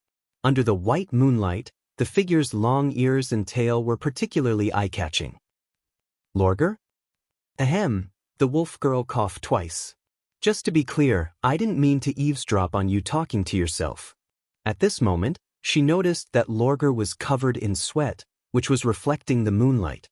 Her wheat-colored skin, which was unique to the Majins, was like a bright stone covered with morning dew, appearing extremely clear. "Were you training just now?" "Yes, I'm not born with great strength like the extraordinaires. Even if I become a desert wolf, I still need to strengthen myself through training. Otherwise, I can't even run a few steps, let alone fight." Lorgar spread out her hands and said, "Recently, the demons haven't taken the initiative to attack, and I promised the great chief not to leave the position without permission. I can't even guarantee basic activity, so I can only come at night to make up for it." "Really?" Lightning suddenly came to her senses. She quickly took a deep breath and covered her face with her hands. You heard everything?" There was no need to answer this question. A wolf's ears had always been extremely sharp. She immediately felt her face heating up. "Well." Lorgar paused and said, "I've never comforted anyone before, so I won't comfort you now. I just want to tell you a story about my father. Although he was born in the Wild Flame clan and inherited the name of Burning Flame, no one thought that he would become the chief of the clan at that time. Because among the 8 successors, he had one obvious weakness. He was afraid of strangers and did not dare to go out alone to participate in the joint hunt. This is also an important event for the Majins to select a chief. After all, the chief is not only the internal ruler, but also the external influence. Each clan will send out their most outstanding younger generation to prove their strength. Lightning could not help but be stunned. Did she hear it wrong? Not long ago, the person who was afraid of strangers was in the limelight at the Neverwinter sports meet and even attracted the attention of His Majesty. Could it be that Lorgar's father was actually someone else? In fact, when he told me these things, I didn't believe it at all. I even asked my grandfather to confirm it. Lorgar smiled and slowly walked over to her and squatted down beside her. But it turned out to be true. When I asked my grandfather why he passed the position of chief to my father, he told me that Gwels might not be able to do anything alone, but as long as he was accompanied by his clansmen, he would be the most powerful warrior in the clan. Since that's the case, it's better not to let him be alone. And it's normal for the clans to stay close to each other most of the time. Compared to this, what can a hunt prove? Lightning felt her heart tremble. Actually, what father and brother did in Neverwinter. I'm quite happy. Lorgar lowered her ears. Because father did what he could never do alone for me. Although it was a little embarrassing. Is that so? You left them in the castle hall and ran back to the witch building alone. You even said you didn't want to see them again, although it was really inappropriate to meet them in that dress. I think my grandfather probably wanted to tell me that courage comes from my own heart and can also be drawn from others, Lorgar said slowly. If that's the case, why do you care about one's courage? Similarly, if your companions in the exploration group were in danger, would you abandon them and run away alone? Lightning was silent for a moment and said, "Thank you." As I said, it's not a consolation. It's just a story. The wolf girl tilted her head. So you don't have to thank me. Besides, the exploration group is quite interesting. Since you dragged me into it, I have to be responsible to the end. She felt a little sore in her eyes again and quickly rubbed them twice to calm her breath. When she was about to answer, Lorgar suddenly turned around and covered her mouth. "Shoo, what's wrong?" When Lorgar released her mouth, Lightning asked in a low voice. "Did you hear something? Sound?" She raised her head and listened carefully. There was nothing but the gentle night breeze. "Wait.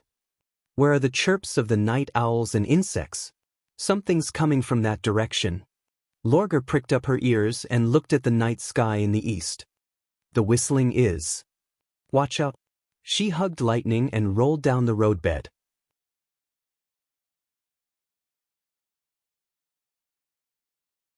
Chapter 1086. What the hell happened? Lightning felt dizzy. When she came to her senses, she found that she was surrounded by finger-thick black needles. These non-reflective crystals were evenly distributed around the track like pitch-black blades. Then, several similar explosions came from the direction of the camp, completely breaking the silence of the night. "This is an attack." The enemy is launching a sneak attack on the expeditionary army with the spider demons. By the time she realized this, the second wave of rumbling had already appeared. However, this time, the sound was clearly much more muffled, and it did not come from the air.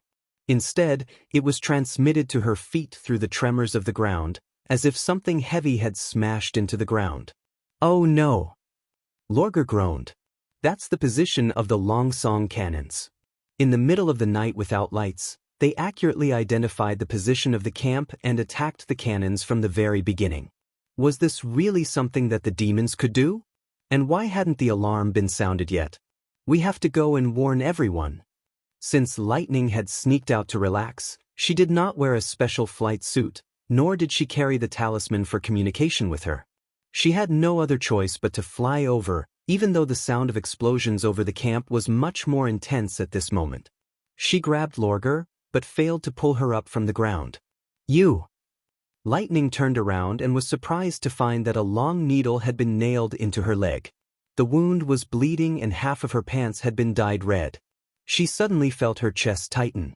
If Lorgar had not done this to save her. "What are you thinking about?" Lorgar grinned. "Even if I didn't meet you, I would still be attacked, and maybe even worse. At least the stone needles that fell on the periphery were not stained with the demon's blood. This is just a skin wound." "What skin wound?" Obviously, the bones were broken, and the amount of blood loss was not even sure if the major blood vessels were injured. If there was, the needles could not be easily pulled out. But to leave her here to look for Nana? If the spider demons attacked again, Lorgar would almost be a live target lying on the ground. Lightning's mind was filled with countless thoughts, and she didn't know what to do for a moment. "Listen to me." Lorgar pressed her shoulder. "You have to contact the big guy running on the railway? You mean the Black River?" Lightning was surprised. "But..." "Now, even if there is no alarm, as long as you are not deaf, you should have heard the sound of the attack." The wolf girl panted and endured the pain. "The key is the next counterattack. If I heard correctly, at least half of the enemy's attacks are aimed at the Longsong cannons, and it doesn't sound like simple stone needle projectiles. I don't know what's going on over there, but if the enemy succeeds, we won't have any weapons to suppress them. You know what that means." This meant that the spider demons would be able to pour black needles into the encampment unscrupulously, and there would be no safe place in the entire defensive line. Lightning nodded. "Phew. Then hurry up." Lorgar gave her a push. "Don't be fooled by the fact that this is the first place to be attacked. In fact, it's not dangerous. That attack wasn't aimed at us. Look over there." Lightning looked in the direction where the wolf girl was pointing and saw only half of the wooden sentry tower at the end of the railway track, as if it had been swallowed by darkness. "So don't worry about me. Go find the Black River." The wolf girl gritted her teeth and shouted. "You're the only one who can do it now." She was right. There was no faster way to notify the armored train cruising between the front line and Station Zero than to fly there. Lightning clenched her fists and looked at the wolf girl for the last time. She forced herself to turn around and fly toward the encampment. At this time, scattered gunshots could be heard. As Lorgar had said, the entire encampment had been awakened. Although they did not know where the enemy came from, no one was going to sit around and wait for death. The same went for the witches' barracks. The gods' punishment witches were the quickest warriors. Not only did they not sleep for long, but they also did not need to take off their armors when they fell asleep. At this moment, they were rushing to the battlefield in groups of 2s and 3s. She rushed into the barracks and saw Maggie running around anxiously. "Where have you been, Koo?" Maggie rushed up to her and hugged her. "Why didn't you tell me you were going out, Koo?" "I'm sorry." Lightning suddenly felt a pang of guilt. She had thought that Maggie was careless and didn't know what fear was, but the truth was that Maggie didn't care about the fear of the senior demons for too long, but that didn't mean that she would forget about her companions. "We'll talk about it later. I have to go to the Black River now." "I'll go with you, Koo." "No, you're needed here." Lightning wanted to say yes, but she refused. "I'm afraid that Sylvie can't take care of the entire encampment by herself. The more people who can spy on the demons, the better. Snap out of it." She couldn't be a burden to everyone anymore. One more thing. Before that, I need you to do something for me. Lightning put on her flight suit as fast as she could. She brushed aside Maggie's long hair and cupped her cheeks. You have to promise me. You have to do it. This is the most important task of the exploration group. Coo! Maggie blinked. Fine, Nana. Take her to the end of the railway. Lorgar is badly injured. She's lying in that area. Bring her back safely. Do you understand? Maggie nodded. Then I'll leave it to you. Lightning touched Maggie's forehead with her and flew straight out of the barracks. As they climbed higher and higher, Lightning noticed the reason why the alarm had not been sounded. None of the 5 sentry towers outside the defensive line were left standing. Apparently, the first wave of the enemy's attack was aimed at the sentry towers. These sentry towers were supposed to be solid concrete bunkers. However, Tower Station Number 1 had just been built. They did not even have time to set up the barbed wire outside the trench, let alone complete the fortifications. What made Lightning even more uneasy was that the gunshots came from inside the barracks, which meant that the soldiers were fighting with the enemy inside the barracks. So far, there was no sign that the defense line had been breached. Although the enemy was still attacking, they were all long-range attacks. Who were they fighting with? But the more she thought about it, the more she knew how important her responsibility was. I'm a coward. I lost to the senior demon. But I still have something I can do. Flying. Let it be afraid. I don't need to look to the north. I don't even need to face the ordinary demons. Now, all I need to do is stare at the railway and fly. There is no reason for me to run away. Lightning sped up along the Black River, toward the forest. Faster! Faster! She urged the magic power in her mind. Gradually, a long-lost feeling welled up in her heart. When the long silent barrier was broken, the whole world became quiet.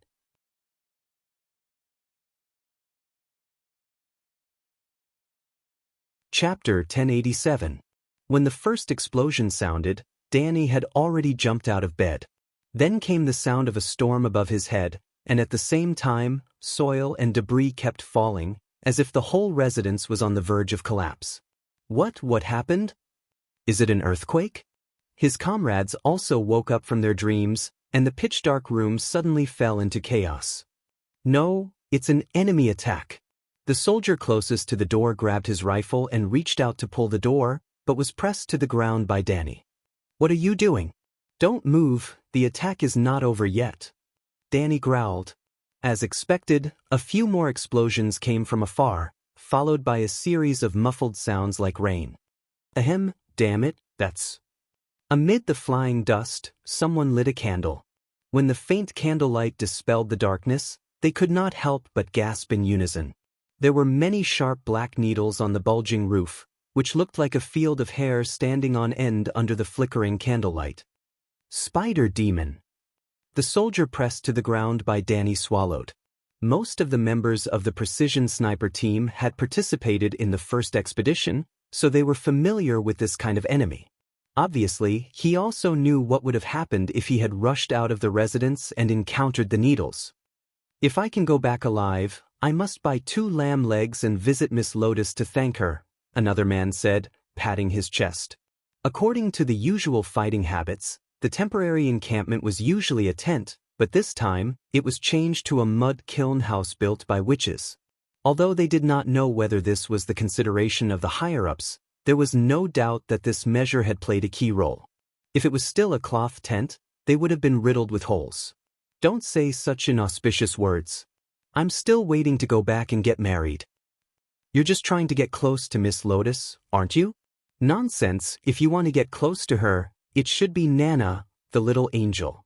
Even though they were just a hair's breadth away from death, none of them were affected by this sudden ambush. Even though they were talking non-stop, their weapons and ammunition were already on their bodies.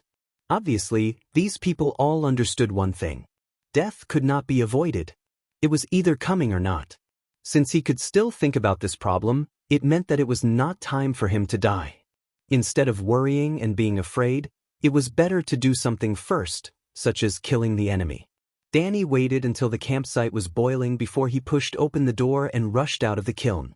At the entrance of the barracks, there were a few sentries who had been impaled and were no longer breathing. At this moment, there were sounds everywhere: people shouting, gunshots, explosions, and the roars of demons. No one knew where the enemies were and how many there were. The lights of the sentry tower, which was supposed to be used for directions, did not light up. It was as if the enemies had appeared in the camp in a blink of an eye. He climbed straight to the roof, looked around for a moment, and found a place with the least amount of gunfire and ran, completely ignoring the shouts of his teammates behind him. "I thought you'd go where the most people are." Malt's voice chuckled beside his ear. This was why he loved to fight. Only in the midst of the smoke would his partner appear by his side again. "That means we have the upper hand, and I'm just the icing on the cake," Danny replied. "The intermittent gunfire means someone is in a hard fight, and only my bullets can bring salvation. I told you it's not your fault. You can't save everyone on the battlefield. But at least I can save everyone I see," he said with a smile. "Don't worry, I think it's good. It makes me see you more clearly." Danny turned his head, and sure enough, a familiar face emerged from the darkness and followed him all the way. When he approached the battlefield, he found a commanding height, a dozen randomly stacked iron boxes, and climbed up. As his vision suddenly became clear, he noticed that he was close to the position of the Longsong cannons, and several demons were using the bunkers to fight with the artillerymen. Obviously, the artillerymen, who lacked heavy weapons, did not have the upper hand. They could not suppress the enemy, nor could they seize the position when the demons threw their spears. In the distance between the barracks and the cannons, several people were impaled by bone spears and fell in pools of blood. How did they get here? I don't know, but their good days are coming to an end. Danny raised his rifle and aimed at a demon that was sneaking toward the barracks from the side. If it were to succeed, then it would probably give rise to a storm of blood in an instant. The demon had no idea that someone was aiming at it, and its whole body was exposed to the scope. Without hesitation, Danny pulled the trigger. A cloud of red mist rose from the back of the demon's head, and it fell from the roof. Even with only the moonlight to illuminate the distance, Danny would not miss at a distance of 100 meters. Well done. Pay attention to the left. Someone is moving. Danny saw 5 or 6 soldiers squatting in the corner, slowly moving to the edge. It seemed that they were going to risk their lives to enter the position against the demon spears. Your courage is commendable, but your skills are zero. Without covering fire, you can't escape from the spears. Danny slightly raised the corner of his mouth. So, why don't we wait a little longer? He quickly fired 3 shots at the demon's feet. The sudden splash of dust and the whistling sound of the bullets startled the soldiers, who had just taken a step forward. "You'll be cursed to death by them," Malt said worriedly. "Ha." Danny finally burst into laughter. "They'll have to be alive to curse me." He quickly turned the rifle and pointed at the mad demons who dared to show themselves. The demons who had been about to attack the barracks were completely suppressed and did not dare to show themselves. At this moment, there was another sound of something breaking through the air. "Watch out! Look over there!" Following Malt's warning, several black shadows fell from the sky and plunged straight into the position. Bang! Bang! Bang! The impact was so loud that the ground trembled slightly. In the moonlight, Danny was surprised to find that it was actually a few huge black stone pillars. After they landed on the ground, red mist spurted out from the stone pillars, and at the same time, there was a sizzling sound as if air was leaking. It was quite similar to His Majesty's steam engine, but he soon found out that it was not a machine. 3 stone slabs peeled off from the thick pillars and fell to the ground, bringing with them a large pool of blood. The pillars were divided into 3 parts, each of which was stuffed with a demon. They were wrapped in a living sack, like babies immersed in their mother's womb. When the scarlet liquid was discharged, they woke up and bared their ferocious fangs. But before the demons could walk out of the black stone pillars, a bullet accurately pierced through the head of one of the mad demons. Puff! The person who was shot swayed a few times before collapsing limply into the stone pillar.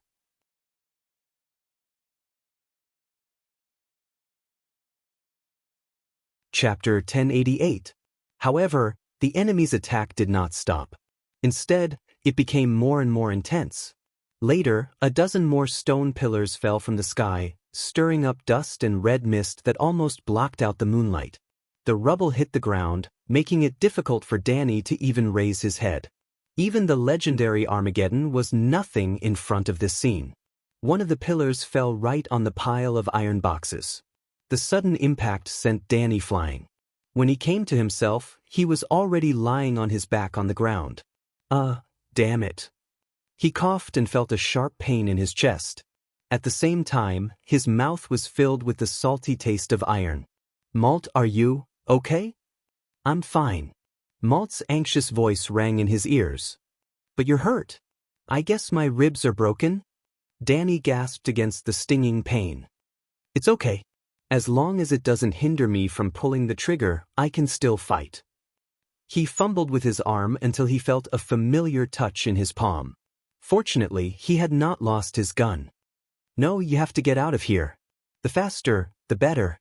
Malt's voice was almost begging. Danny struggled to prop himself up and leaned against the twisted iron box behind him. Just this small action had almost exhausted all of his strength. In front of him, a black stone pillar that stood like a high wall was spewing red mist. It seemed that it was about to open. Danny slowly lifted the gun. Since he could not exert any strength in his chest, he put it on his shoulder and used his knee as the butt of the gun. He did not think he would miss the target at a distance of less than 10 meters. Enough. Don't be stubborn. Why don't you leave? For a moment, he felt that it was both Malt's scream and his own question. Because I don't want to stay away from this smoke, and I don't want you to disappear. The stone slab fell down, and at the same time, a gunshot rang out. The old friend in his hand did not let him down. Even before the enemy tore open the capsule, the bullet had already pierced through the target's head. But this time, the demon did not collapse. Indifferently, it walked out of the cylinder, shook off the broken sack stuck to its body, and revealed itself in front of Danny. It was a demon much larger than the mad demon, and its entire body was covered in strange armor. When it stood up straight, the elongated shadow shrouded him, as if it was covering the sky. In this darkness, only the enemy's eyes were glowing red. Danny pushed the second bullet into the chamber and pulled the trigger again. With a light clang, sparks burst out from the demon's chest, and at the same time, light blue ripples emerged, just like the surface of the water. The demon stared at him coldly and walked towards him step by step. He did not take out his weapon, nor did he quicken his pace. This was undoubtedly an expression of contempt. Danny mechanically repeated the actions in his hands, pulling the bolt, firing, and shooting. But the opponent just let the bullets hit him, not moving at all. No! Malt sobbed in despair. When he fired for the fourth time, a dazzling flame suddenly burst out from the demon's chest. Bang! Amidst the deafening sound, the man was sent flying, tumbling and crashing into the metal box. Looking at the smoke coming out of the muzzle, Danny could not help but be stunned. Then a man stood in front of him. Back off, mortal. The man slightly tilted his head and said, You're no match for it. From now on, we'll take over. He held an astonishingly large firearm in his hand, and the bullets at his waist were almost as thick as a wrist. Obviously, this was not something an ordinary person could carry. Moreover, the newcomer was also covered from head to toe in armor, looking somewhat similar to the demon. Special Tactics Squad. An idea flashed across Danny's mind. Ever since the first expedition, this unit had become the most mysterious unit in the First Army. They never showed up during training, and no one knew their exact number or location. The only thing for sure was that they were all selected by His Majesty, and could be said to be the most elite combat force in Neverwinter. Roar. The demon crawled out of the iron box and let out a breathtaking roar. Compared to its previous disdain, it finally changed its attitude and took out the double-edged sword from its back. A senior demon promoted from the Lord of Hell. No wonder the magic reaction is so strong. The man fearlessly rushed toward the enemy. And we've been living for this moment. Several soldiers in the same outfit followed closely behind him. After this group of people joined the battle, the situation gradually changed. Although they were carrying an astonishing weight, they could move and move at an extraordinary speed, forcing the enemy into a corner step by step. Moreover, their fighting style could be described as barbaric and violent. After emptying the ammunition, instead of looking for a shelter to reload, they stabbed their spears into the ground and madly hacked at the enemy. Although the demon was agile, it was surrounded by several lunatics at the same time, and the blue ripples on its body became dimmer and dimmer. Obviously, it had consumed a lot of energy. No wonder they were secretly trained by His Majesty. But this was also his stage. Let me back off? Unless I completely stop breathing. Danny gritted his teeth and moved his body. He used himself as a gun holder and aimed the scope at the battlefield. When a mad demon that tried to sneak up on the special tactics squad from the rear was shot down by a sniper rifle, the man turned around and stared at him from afar. Danny pulled the bolt and inhaled the lingering gunpowder smoke into his lungs. The sting and intoxication mixed together to form an indescribable taste. Isn't it a great feeling? Well, damn it. What the hell is the artillery battalion doing? Can't they make these damn stone needle rains stop for a while? Don't tell me they threw a bunch of rookies who just joined the army to the front line? In the trench outside the camp, the soldiers huddled under the eaves and complained incessantly. Fishball was one of them. Although he was in the anti-aircraft machine gun team, it was not the devil beasts that flew over from time to time in the night sky, but something even more incredible. It was not a good idea to stand outside and operate the machine gun. After they were awakened by the attack, they immediately stationed themselves in the defensive line according to the emergency plan. They encountered demons on the way, but they were soon knocked down by crossfire and mortars.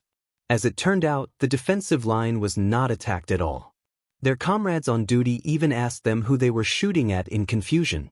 Just when everyone thought the next step was to clean up the scattered invaders, a new order came from above.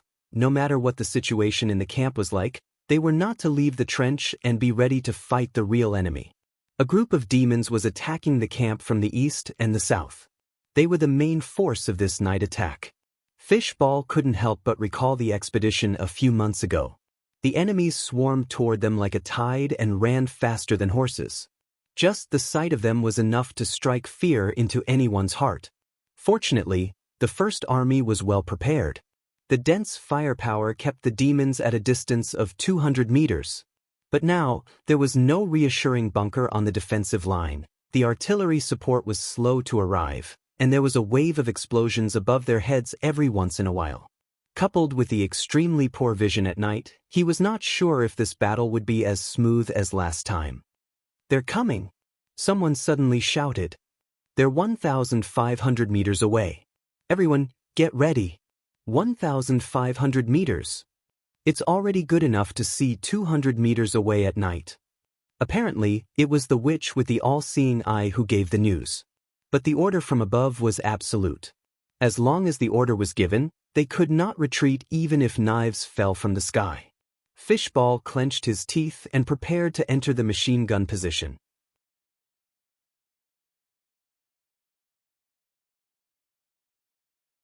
Chapter 1089. Could you please go faster? Lightning flew beside the cab, wishing she could go up and push the train. However, she also knew that even if Maggie were to push the mountain-sized train, it would be useless. "How about adding more coal to the furnace?" asked Roland. "Hey, little girl, the furnace will explode if the pressure is too high." The pilot of the Black River was a gray-haired old man who looked more like a friendly neighbor than a soldier. "Don't worry. The First Army won't be defeated so easily, even if the enemy is a demon from hell." Lightning pursed her lips and did not reply. Although she knew it was beyond her expectation that the train could run at such a high speed, she was still very anxious. It did not take them much effort to find the Black River by following the railway. After all, it was hard to miss such a large and eye-catching machine. Apart from startling the people on the train when they approached, the rest of the journey went smoothly. As a member of the Witch Union, the conductor soon believed her and ordered the train to turn around. However, Lightning could not relax at all. When the train turned to Tower Station number 1, she finally got in touch with Sylvie. Sylvie's news made her heart sink. Not only had the demons seized the opportunity when the first army was advancing and launched a surprise attack, but they were also rapidly approaching the camp from two directions.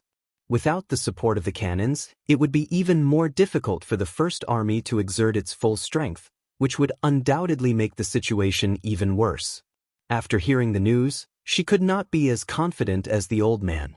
The only good news was that Maggie had successfully found the injured Lorger. With Nana's help, the wolf girl's life was finally in danger. It's noisy and windy outside. Do you want to come in and sit down? It's not easy to shout every word. The old man took a puff of his pipe and leaned against the window. It may be a little bumpy inside, but at least it's warm. This furnace is much better than a fireplace.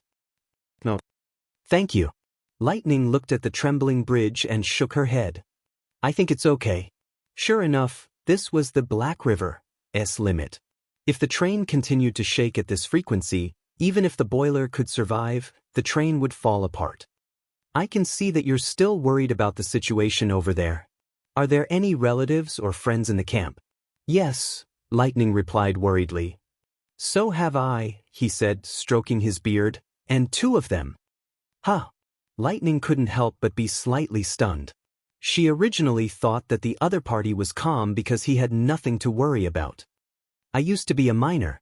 I had 4 children in my life. Except for the eldest who died of a cold, the others all lived until His Majesty Wimbledon came. The old man smiled and said, they used to live like mice, small and weak, but after joining the army, they seem to have changed. This is also the reason why I am so confident in the First Army. A team composed of such people will not be easily defeated. Is that the case? Lightning couldn't help but ask, what about the other one? He's on this train. He tapped his pipe and said, he was the first lookout who saw you approaching. The old man paused for a moment and said proudly, because His Majesty Wimbledon brought all these changes, I wanted to do something for him. Besides, it's boring to stay in the mine alone, so I decided to take a walk. His Majesty chose a trained team from those who were familiar with the operation of the steam engine, so I signed up. I didn't expect to be chosen. So the old man was not like what she had imagined. Lightning pursed her lips and was about to say something when the telephone on the bridge suddenly rang. Father, I see Tower Station number 1. It looks like there's a battle over there. I can see flashes and flames.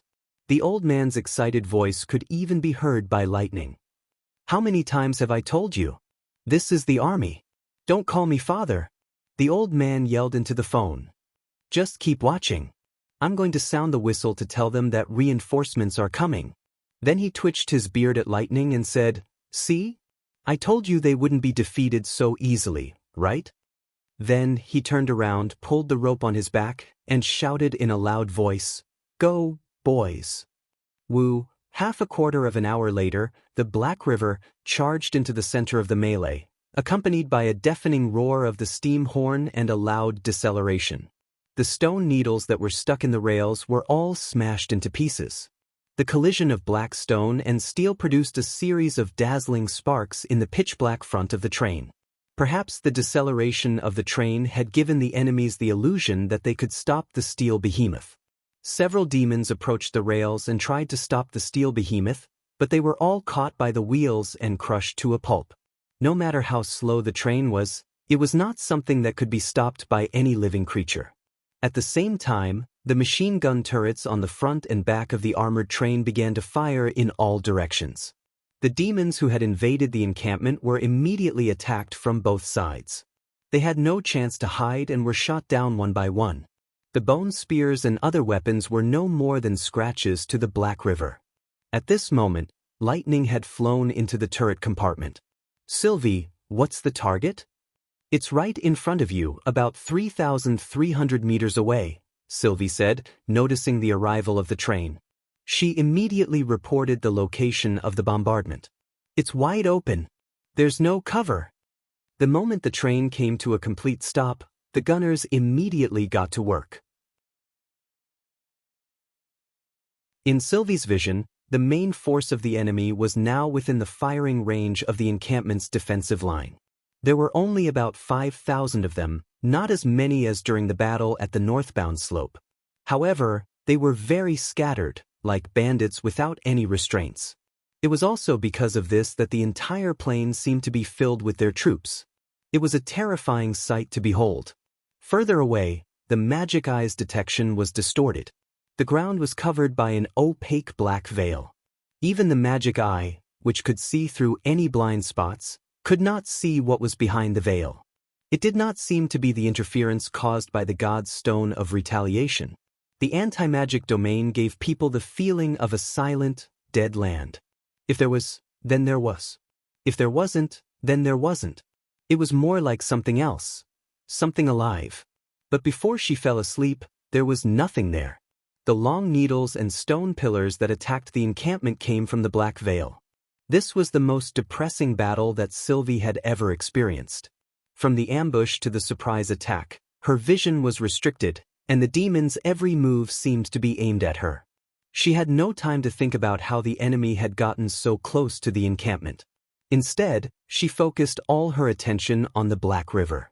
Since she could not see the exact position of the target, she could only make adjustments according to the results of the bombardment. Finally, the Black River let out its first roar. The scorching flames lit up the long body of the ship and the encampment in the dark. Faster than the sound, the cannonballs arrived.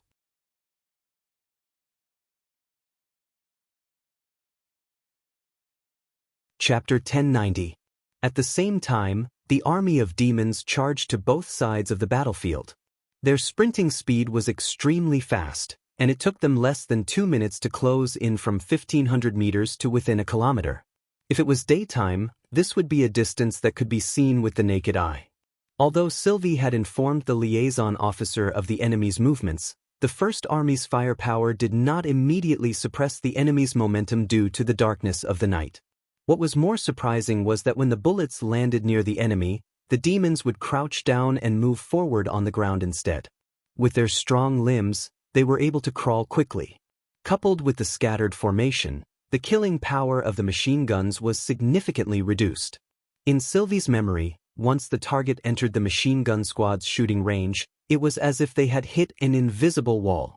Wherever the firepower reached, the enemy would fall in droves like harvested wheat, and they would pay a heavy price in a very short time. This was fully proven by the unification of Grey Castle and the defeat of the church. However, most of the bullets flew over the heads of the demons that were lying low. Even if they landed on the demons' heads, they could not cause much damage. Although she had warned the front line, the defending soldiers did not make any effective changes because they could not see the shooting results. To Sylvie's relief, the counterattack on the other side had achieved a good result. The darkness created by the enemy in the distance could only block the magic eyes, but could not block the cannonballs. For the long song cannons, the distance of more than 3,000 meters was covered in the blink of an eye, and the burst of fire even vaguely illuminated the pitch-black land. When the first sand column rushed out of the darkness, it was accompanied by demon limbs and black stone fragments. Considering the size of the blind area and the frequency of the enemy's projectiles, the spider demons in the darkness should be arranged in a column, so that they could pack as many aberrations as possible in a small area. Advance 20 meters in succession and shoot continuously. Sylvie shouted at the sigil of listening. Got it. No matter what, the most important thing was to destroy the enemy's long-range attack first. As long as the defensive line was still there, the demons could not easily cross over. The closer the distance, the less disadvantageous it would be to fight at night. Moreover, the First Army had many backup plans and did not completely rely on the machine guns. If the troops collapsed, there would be no way to save the situation. At the front line, Fishball prayed that the stone needles would not fall on his head as he gritted his teeth and got into the shooting position. In fact, he was very surprised that he dared to run out of the trench. In the past, he would have wet his pants and begged the commander to spare his life. Perhaps it was the words, "You are not a coward," that gave him courage, or perhaps it was the sound of gunfire behind him that gave him courage. He finally controlled his legs and did not become the first officer to be killed for desertion.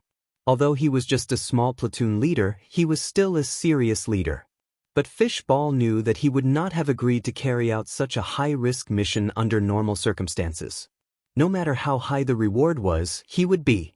It could only be said that the army was an incredible place. As long as one person took the lead and charged out of the trench amidst the roar of guns and cannons, the rest would follow involuntarily. Under the influence of this atmosphere, Fishball felt as if his brain had stopped thinking and his body had become a machine. "Class leader, the ammo chain is ready," his subordinate shouted. Fishball took a deep breath and lowered the muzzle of the Mark I.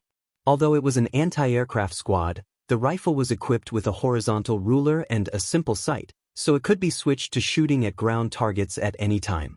At the same time, the baffles on both sides of the machine gun were mainly used to defend against spears thrown from the air. Once the machine gun was completely flat, it meant that the back of the machine gun would lose its protection. The only thing he could do was to keep his head as close to the plank as possible and pray. After all, as long as he didn't die on the spot, he would have the opportunity to receive treatment from Miss Nana. The prerequisite was that the medical team's rescue was fast enough. As if he wanted to vent his fear, Fishball roared and pulled the trigger, unleashing a hail of bullets into the dark night. Explosions rang out from time to time. He could no longer tell whether they were from the long-song cannons or the spider demons. Occasionally, some of the black stone needles would fall nearby, or even hit the baffle. The stimulation of several brushes with death made him numb, and he could not think of anything else other than shooting. "We're done. Reload. Coming. Where's the new ammo chain?" Here. Just as he was barely able to see the enemy's figure, the gun bolt clicked, and the third box of bullets was emptied. "Bring me another box of ammo. Didn't you hear me? Where are they?" Fishball turned around abruptly, only to find that the other two members of his squad had fallen to the ground, with half of the bloody stone needles stuck in their bodies. He was stunned for a moment, and then he yelled at the top of his lungs, "Medical team! Someone's hurt. We need treatment." In response to him was a series of continuous booms. At this moment, the mortars finally joined the counterattack. More than 100 shells soared into the air and rained down like hailstones within 400 to 800 meters, almost cutting the demon army in half. At that moment, it was as if countless flowers of fire had bloomed on the ground. The dazzling light not only illuminated the enemies, but also the bloodstains on the baffles of the machine guns. The turning point that Sylvie had been waiting for finally came. Although the bombardment from the Black River had weakened the spider demon's attack, the enemy did not give up. Every few minutes, several stone pillars would be hurled at the First Army. Now that the First Army was engaged in battle, each stone pillar could cause a lot of casualties. Even though Agatha, Shavi, and Molly were doing their best to assist the army in defending, it was impossible for them to guard the entire defensive line, which was hundreds of meters long, on both flanks. The only thing she could do was to tell the front line where they needed help during the bombardment. Until Maggie's voice came from the sigil of listening. "This is the artillery position, Ku. The Tequila Witches have killed all the invading demons, Ku. Commander Van said that they will be ready to fire soon. He hopes that you can guide them, Ku." Sylvie could not help but clench her fists. "Of course. Just stay there and don't move. I'll use the sigil to communicate faster than a phone call." Maggie got it. When the 4 long-song cannons on the artillery position joined the counterattack, the demons' attack suddenly came to a halt. After only 2 rounds of firing, the demons reacted as if they had been prepared.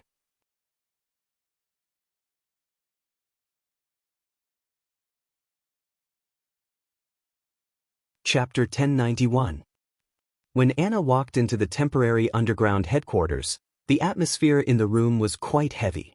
Seeing her arrival, everyone stood up and bowed to her. "Greetings, Your Highness." Iron Axe even knelt on one knee and said, "I'm sorry to have frightened you. I failed to see through the enemy's tricks and was caught off guard by the demons. I'm very sorry for my negligence." "You don't have to be like this." Anna waved her hand and said, "Just treat me as an ordinary person who cares about the war. I'm just here to ask about the situation. This attack. Is everyone okay?" Although she had become the queen, she was still not used to such an occasion, especially when Vendi and Agatha also bowed to her. Although she had never mentioned it in the past and rarely expressed her thoughts in front of the witches, she actually liked the feeling of calling each other sisters in the union. And this attack on the camp was the same. Compared to being surrounded by the gods' punishment witches and guards and being sent to the underground bunker at the beginning of the battle, she preferred to fight together with everyone, just like in the previous months of Demons. However, Anna knew that since she had accepted this identity, some things could only be kept to the bottom of her heart. She only hoped that her appearance could make everyone feel at ease. Iron Axe hesitated, which was rare for him. "Your Highness, the situation is not very good. Can you tell me about it?" "Of course, we happen to be discussing this issue." He looked at Philin Schilt, who nodded and opened the notebook in his hand. According to the current statistics from the medical team, the First Army suffered more than 200 casualties and nearly 700 wounded in the night attack, the Light of Dawn said in a low voice. However, due to the limited time, this is only the most rough statistics.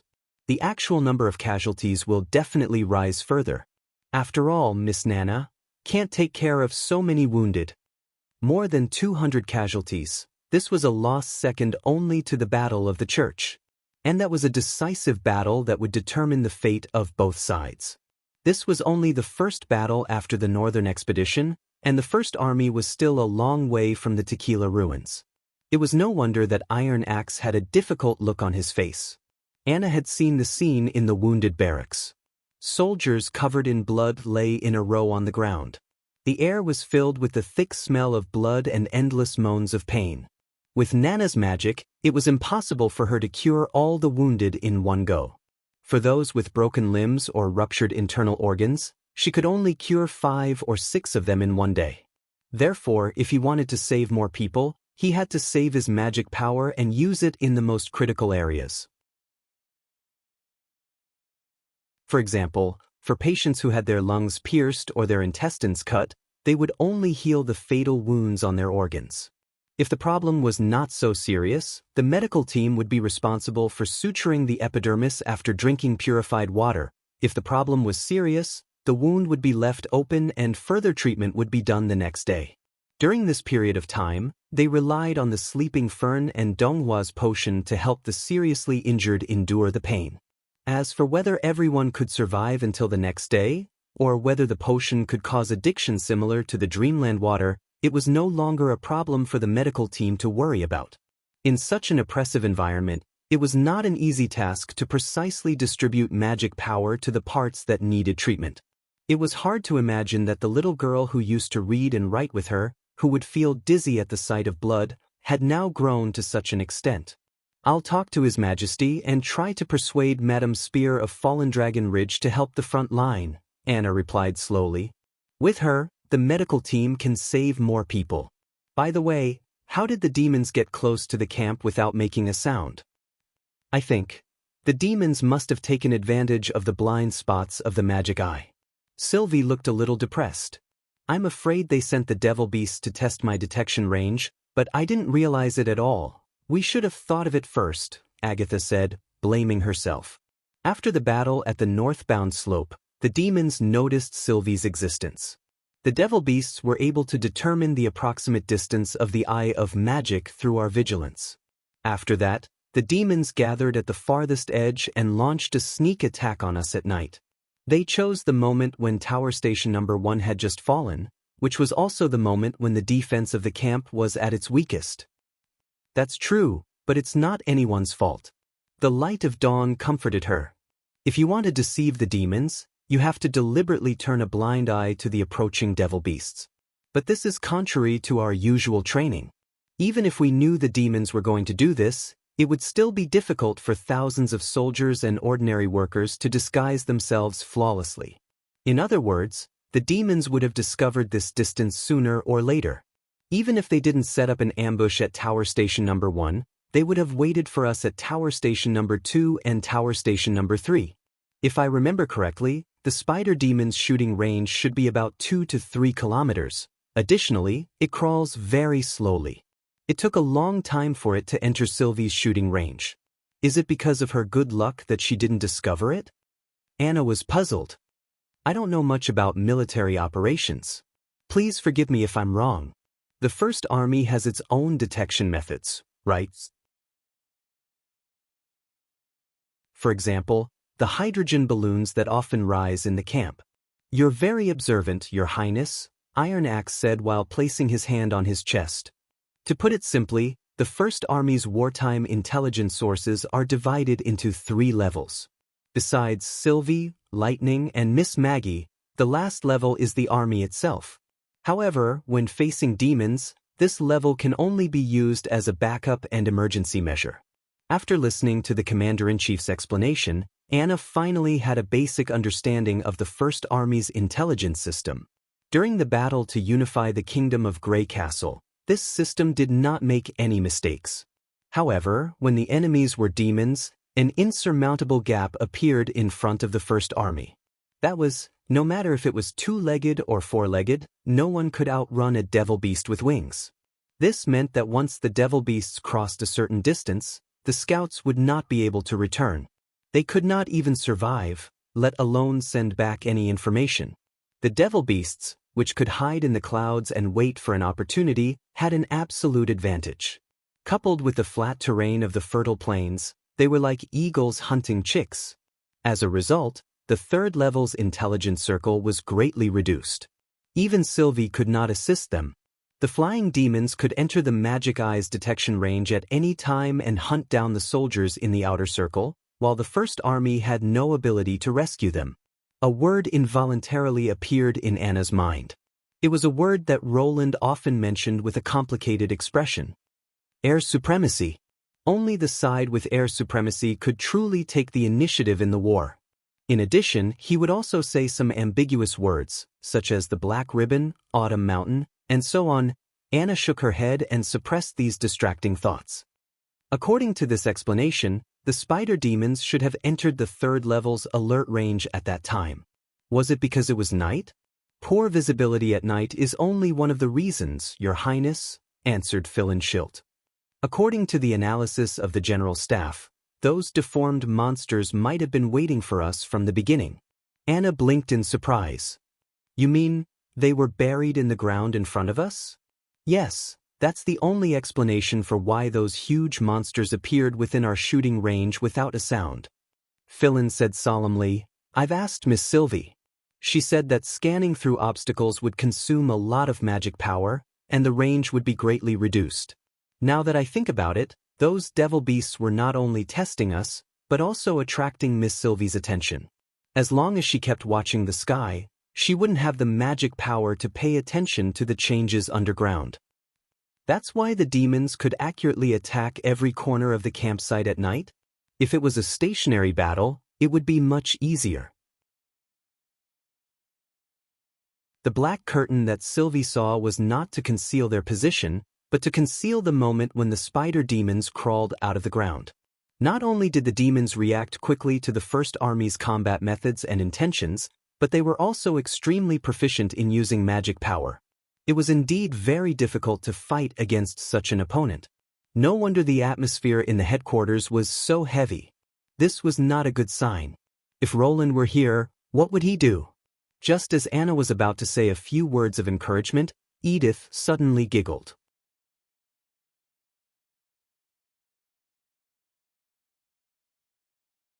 Chapter 1092. Lady Edith. Philin reminded her in a low voice. That's a loss of more than 200 people. A great victory. Just more than 200 people, the Pearl of the Northern region interrupted. What about the demons? There were about 50 of them in the camp, including one senior demon. Almost all the casualties of the First Army were caused by them. At first glance, it looks like 50 versus 200, and we've suffered a great loss. However, the enemy's main force that died in front of the defensive line is at least 2,000. And this is only the most preliminary estimate. It will take a few days to figure out the number of demons that were blown to pieces during the escape. Am I right, Miss Sylvie?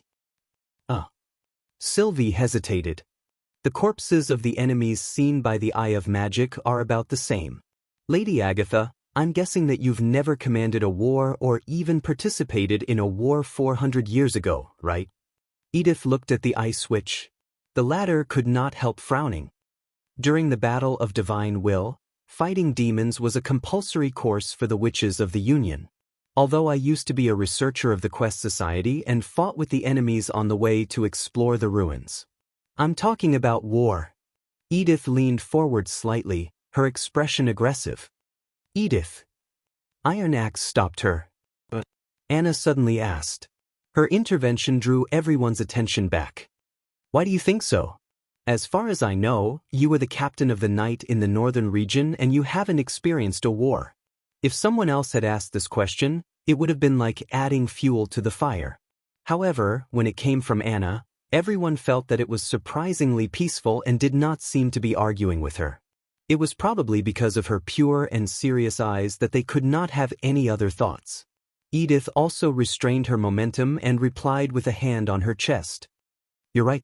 I haven't experienced a real war, but someone here has. She paused for a moment. Looking at her expression, I can tell what the result is. Everyone followed the Pearl of the Northern Region's gaze and saw Phyllis, the representative of Tequila, holding a cup of hot tea at the corner of the long table. The corners of her mouth were raised, and her eyes were full of smiles. Every once in a while, he would pick up the teacup and take a sip, as if he was tasting some delicious drink. For the Tequila witches, this was not a common sight. Having lost their sense of taste, they only ate for the sake of survival. It was almost impossible for them to show an expression of enjoyment. Only then did everyone notice that Phyllis was not paying attention to the meeting at all. Even though she was the center of attention now, she was still daydreaming. It was not until Vendi gently pushed her that she came back to her senses. What were you talking about? The god's punishment witch coughed twice and said, I was thinking about something very important and didn't pay attention to what you said. Does your highness have any questions for me? Everyone was speechless.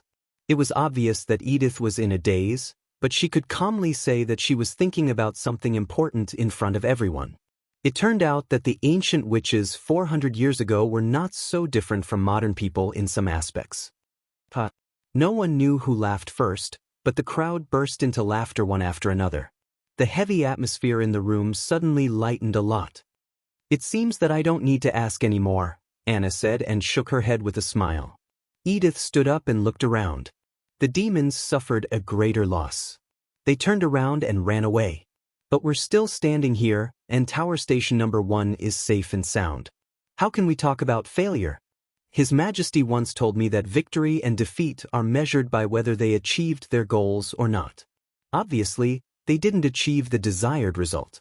I can even say that the commander of the demons made a very serious mistake. Mistake? Everyone was a little surprised. This night attack had been planned carefully. It could be said that it was a very successful ambush and did not seem to have made a big mistake. Not only were they able to accurately judge magic power, but the fact that they were able to so quickly and effectively counter the magic power of their magic power was shocking to me. The two tribes had never communicated with each other. The only time they had fought was during the Battle of Northbound Slope. Although no one mentioned it, everyone was a little afraid of the demons. The demons were different from the enemies in their minds. Even though the humans on the fertile plains had suffered a crushing defeat and the witch empire had been destroyed by the demons, that was, after all, old history. History was something that would distort and fade with the passage of time. It was not something that could be directly felt by people. It was not until the outbreak of this battle that people really touched a corner of history hidden under the veil. They were not comparable to the demonic beasts that ran rampant in the barbarian land. Apart from magic power and strong bodies, they were also a highly intelligent civilization. Even human beings were not as good as them. When excuses such as, "We only rely on the power and magic given by God, if not for these, how could human beings be afraid of these barbarians?" were torn apart, and when the brains that human beings were proud of were overshadowed, the impact was absolutely indescribable. What followed was self-doubt, so few people thought about the demons. Therefore, hearing Edith's words, everyone could not help but feel a sense of curiosity. What did they do wrong? Anna asked subconsciously. They were too arrogant, Your Highness, Edith replied firmly. Creating chaos, seizing the artillery positions and then using the army to kill. If this was a group of knights or an ancient army, it would have collapsed a long time ago. But the first army was not like that. They only saw the changes in the weapons, but ignored the differences in the people. This was the biggest mistake made by the enemies. Everyone was suddenly shocked. From the beginning to the end, they only sent in about 50 demons, which meant that the new attack methods were not easy to implement. They should have tried to put them together to maximize their power. But how did they do it? They scattered the 50 demons into 4 areas: the barracks, the 2 trenches, and the artillery positions, the Pearl of the Northern Region said with fervor. The Pearl of the Northern Region said, "The demon commander is not a fool, so the reason why it gave the order is obvious. As long as a dozen demons are put in, the humans and the insects will be utterly defeated. Isn't it arrogant to show such blatant contempt?" Anna vaguely understood what the Pearl of the Northern Region meant. She could not help but clench her fists. If they didn't make this mistake, if they treated human beings as equal opponents, then they wouldn't have relied on these 50 demons to capture the barracks, but to eliminate as many enemies as possible. Edith nodded affirmatively. Suppose the enemy sent all the demons, including a senior demon, into the barracks, and the army did not move, while the spider demons sneaked up on us and left. What would the situation be like? Anna felt a chill run down her spine. The reason why 50 demons were exchanged for 200 demons was that they had scattered their forces, and the seesaw battle to seize the positions had bought time for the reinforcements to react. If the enemies had rushed in from the beginning and treated the senior demon as a disposable weapon, the number of casualties would probably have been several times higher.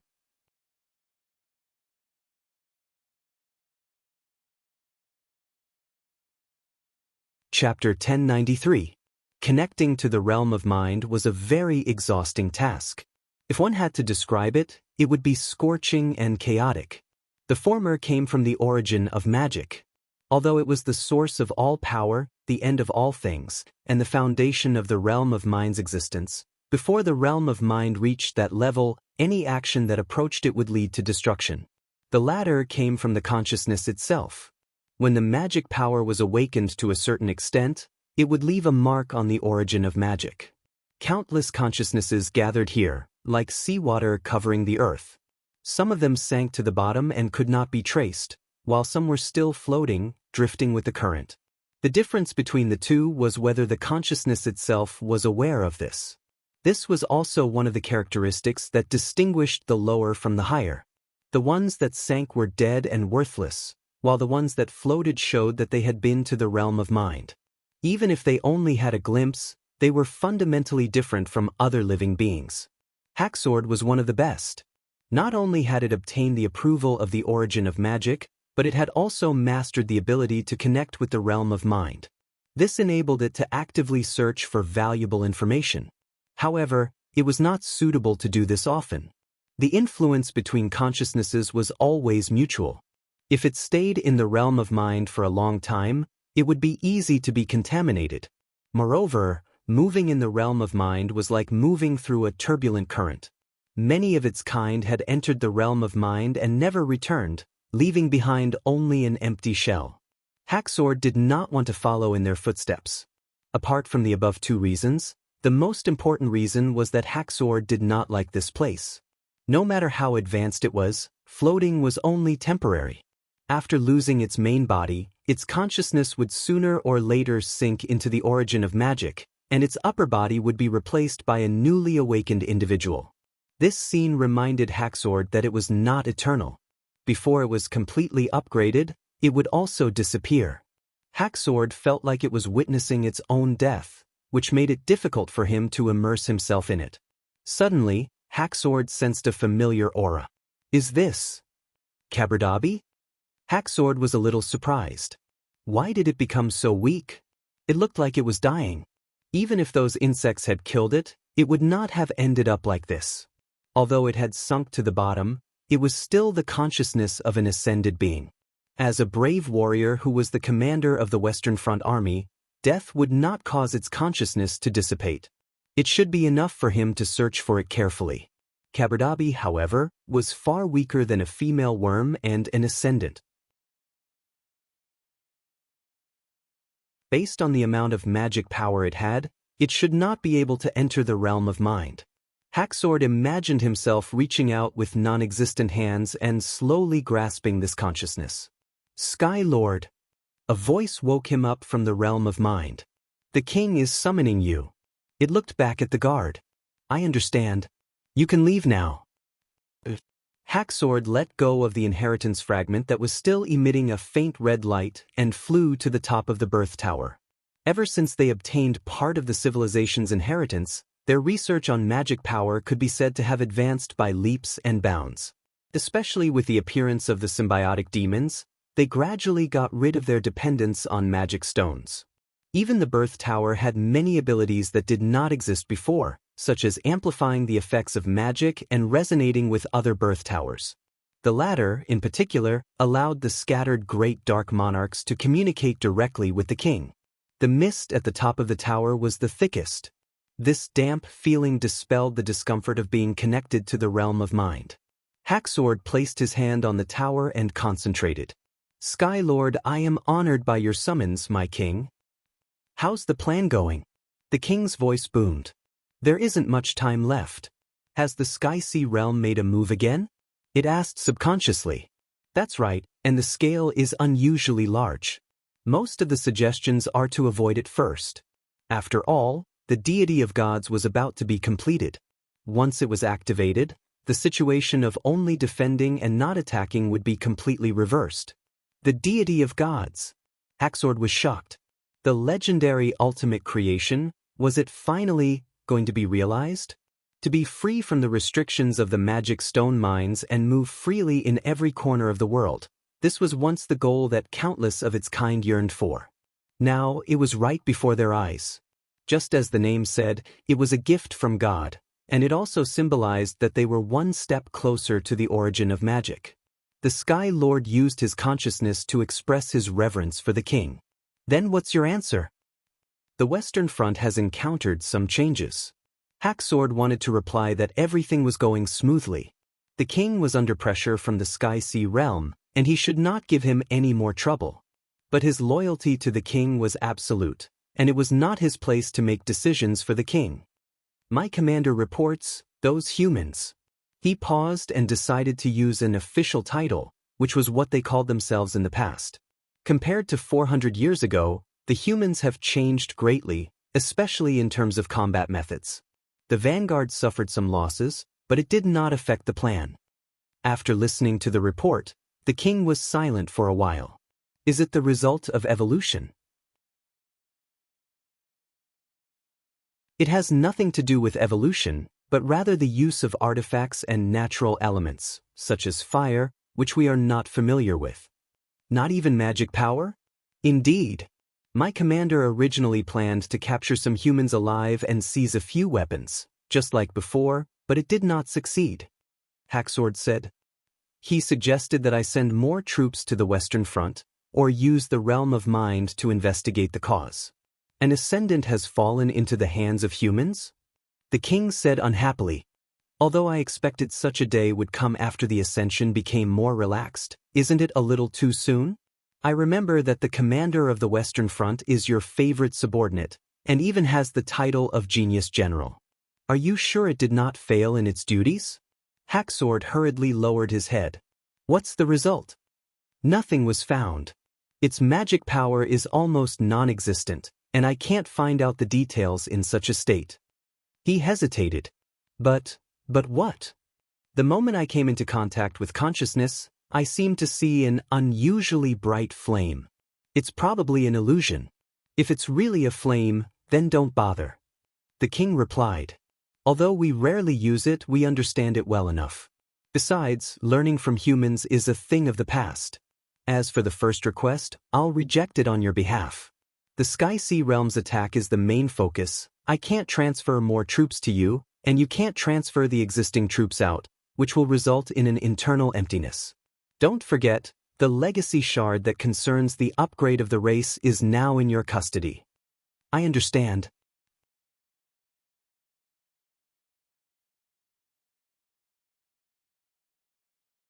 Chapter 1094. Thorn Town at the foot of the Cage Mountain in the Kingdom of Dawn. A convoy of carriages slowly drove through the streets and stopped in front of the Lord's mansion. We're here. Get down here and be quick about it. The man who looked like a steward waved the horsewhip in his hand and shouted, If you want to live, you better know your place. Answer whatever the Lord asks later. Do you understand? Most of the people who got down from the carriages were dressed in rags and had pale faces. Their hands were tied together by a hemp rope like a bunch of grasshoppers. There was no doubt that they were all slaves, the lowest kind. Such a scene had recently become the norm in Thorn Town. Ever since the exploration team of Grey Castle set up camp here, the town, which was usually deserted, had gradually become lively. Not only were there an endless stream of caravans, but also many emissaries sent by various lords. They either stayed or set up tents and barracks outside the town. In just over a month, the remote town seemed to have grown a lot bigger. Lord Marl, what do you think of these people? Feline Sheffield from Maplesong City was one of them. He rubbed his hands and looked at Marl Tokat, the great noble representative of the City of Glow, with a charming smile on his face. They are healthy and have no defects. I personally selected them from the prison. Don't be fooled by their thin and weak appearance. They are actually fierce people. As long as you feed them, they will definitely meet your requirements. All right, Marl waved his hand impatiently. Although Feline had the surname of the Lord of Maplesong, he knew that Feline was not someone worth talking to. It's not me who wants to buy the prisoners. It's the Lord next to me, Mr. Sean, the captain of the Imperial Guards of the King of Grey Castle. I see. Old Feline saluted again. As soon as the Lord heard the call of the King of Dawn, he immediately decided to respond and ordered me to prepare for departure as soon as possible. Please forgive me for this oversight in such a hurry. No problem. Sean walked to the front of the group of people and glanced at them one by one. Compared with the first few batches of prisoners sent by the King of Dawn, the quality of these prisoners was obviously much worse. But now that the Temple of the Cursed had entered the stage of full excavation, a large number of people were needed. Sui Xiong did not intend to make a fuss about this problem as long as it was useful. Just as he walked to the center of the group, a prisoner suddenly knelt down in front of him. Sir, I'm innocent. Please let me go.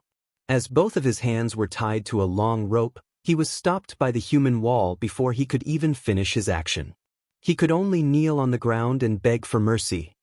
You're courting death. The steward immediately gnashed his teeth in hatred. If it weren't for the presence of the other two masters, he would have already lashed out with his whip. What injustice? Sean stopped in his tracks. I didn't kill anyone or rob anyone. I just stole and slaughtered my neighbor's chickens. The prisoner answered hurriedly, In Maplesong City, you'll only be sentenced to whipping or exile. You don't deserve to die, sir. Is that so? Sean looked at old Feline. The latter quickly said, Yes and no, Your Excellency. The day before we received the summons from the King of Dawn, the Earl of Sheffield made a small adjustment to the laws of the territory. In order to combat the increasingly rampant rats and underground crimes, all punishments have been raised by one level. Theft is no exception. What? The prisoner was stunned. You're sentenced to death for stealing and slaughtering a few chickens? What's so difficult to understand? Old Feline glanced at him contemptuously. A war has just broken out in the kingdom. In order to eliminate the rebels, Maplesong City suffered a great loss. In addition, the number of refugees has skyrocketed. How can we suppress scums like you without heavy sentences? Today you steal a neighbor's chickens. Maybe one day your neighbor will starve to death because of this. What's the difference between this and murder? In my opinion, it's just a matter of course. Your Excellency, the prisoner wanted to argue, but Sean interrupted him. Since you're not innocent, take this labor as atonement. He paused for a moment and raised his voice. I think you should already know that as long as you work for 10 years, no matter what crime you've committed, you'll be pardoned. This is the promise made by Grey Castle and the King of Dawn. Don't try to escape. This is your only chance. Old Feline smiled as he signaled his subordinates to take all the prisoners away. I knew that you would accept all of them. According to the agreement, one person is 1 gold royal, so that's a total of 106 gold royals, right? Shaoan replied. Yes. Old Feline's eyes lit up. Go to the Lord's mansion to get it. There will be someone there to receive you. Yes, I'll go.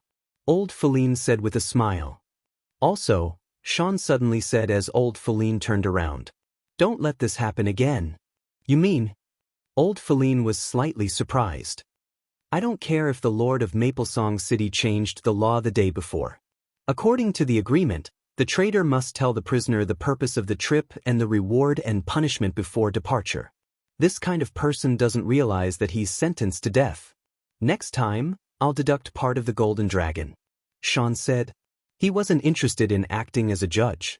He didn't have much sympathy for the situation of these people. For him, the most important thing was to complete the task given by His Majesty. At the same time, he had to avoid the mercenary aristocrats and businessmen from ruining His Majesty's reputation. I understand.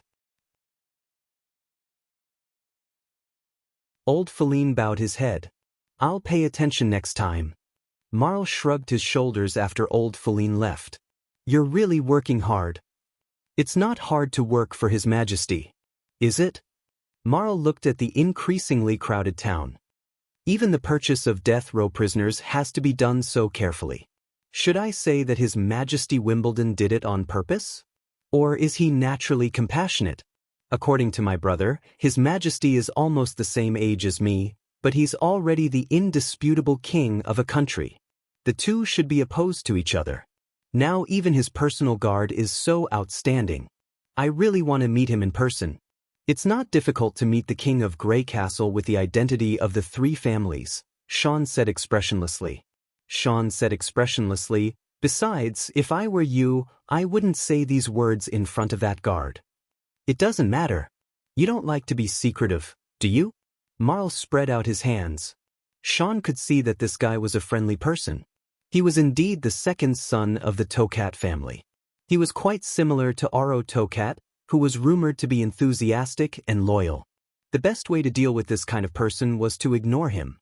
He turned around and was about to go to the dump area where the First Army was stationed to have a look. Suddenly, a soldier ran up to him. Your Excellency, a stranger wants to see you. He claims to know the whereabouts of the treasure. Shaun frowned. Since the news about the cursed treasure had spread, such a person would come to him every few days. However, so far, they were all swindlers who came for the bounty. Didn't I say not to inform me before getting specific clues? That person wants to see you, the soldier replied. He also said that he's the last survivor of Hermes. In addition to the whereabouts of the treasure, he also knows the whereabouts of the church's exiles. We've got him under control. Hermes, the church.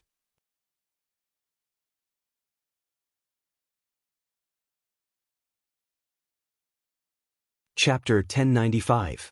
In a tent, Shaun carefully looked at the man tied to a chair. The latter did not look away or make a fuss. He just stared at Shaun calmly.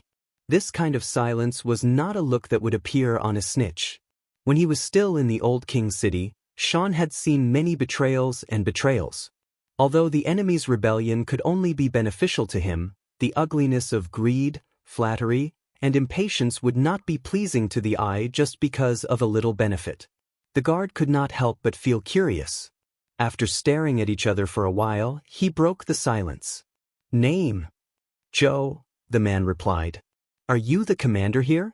I don't mean the Lord of Thorn Town or anywhere else, but the commander of the Grey Castle troops.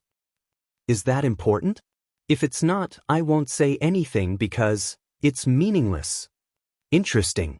Shaun leaned forward a little and said, I'm the captain of the guards of His Majesty Roland Wimbledon, the King of Grey Castle, and also the captain of the Grey Castle exploration team. You can call me Shaun. Now that you've met the person you want to see, can you tell me the whereabouts of the treasure?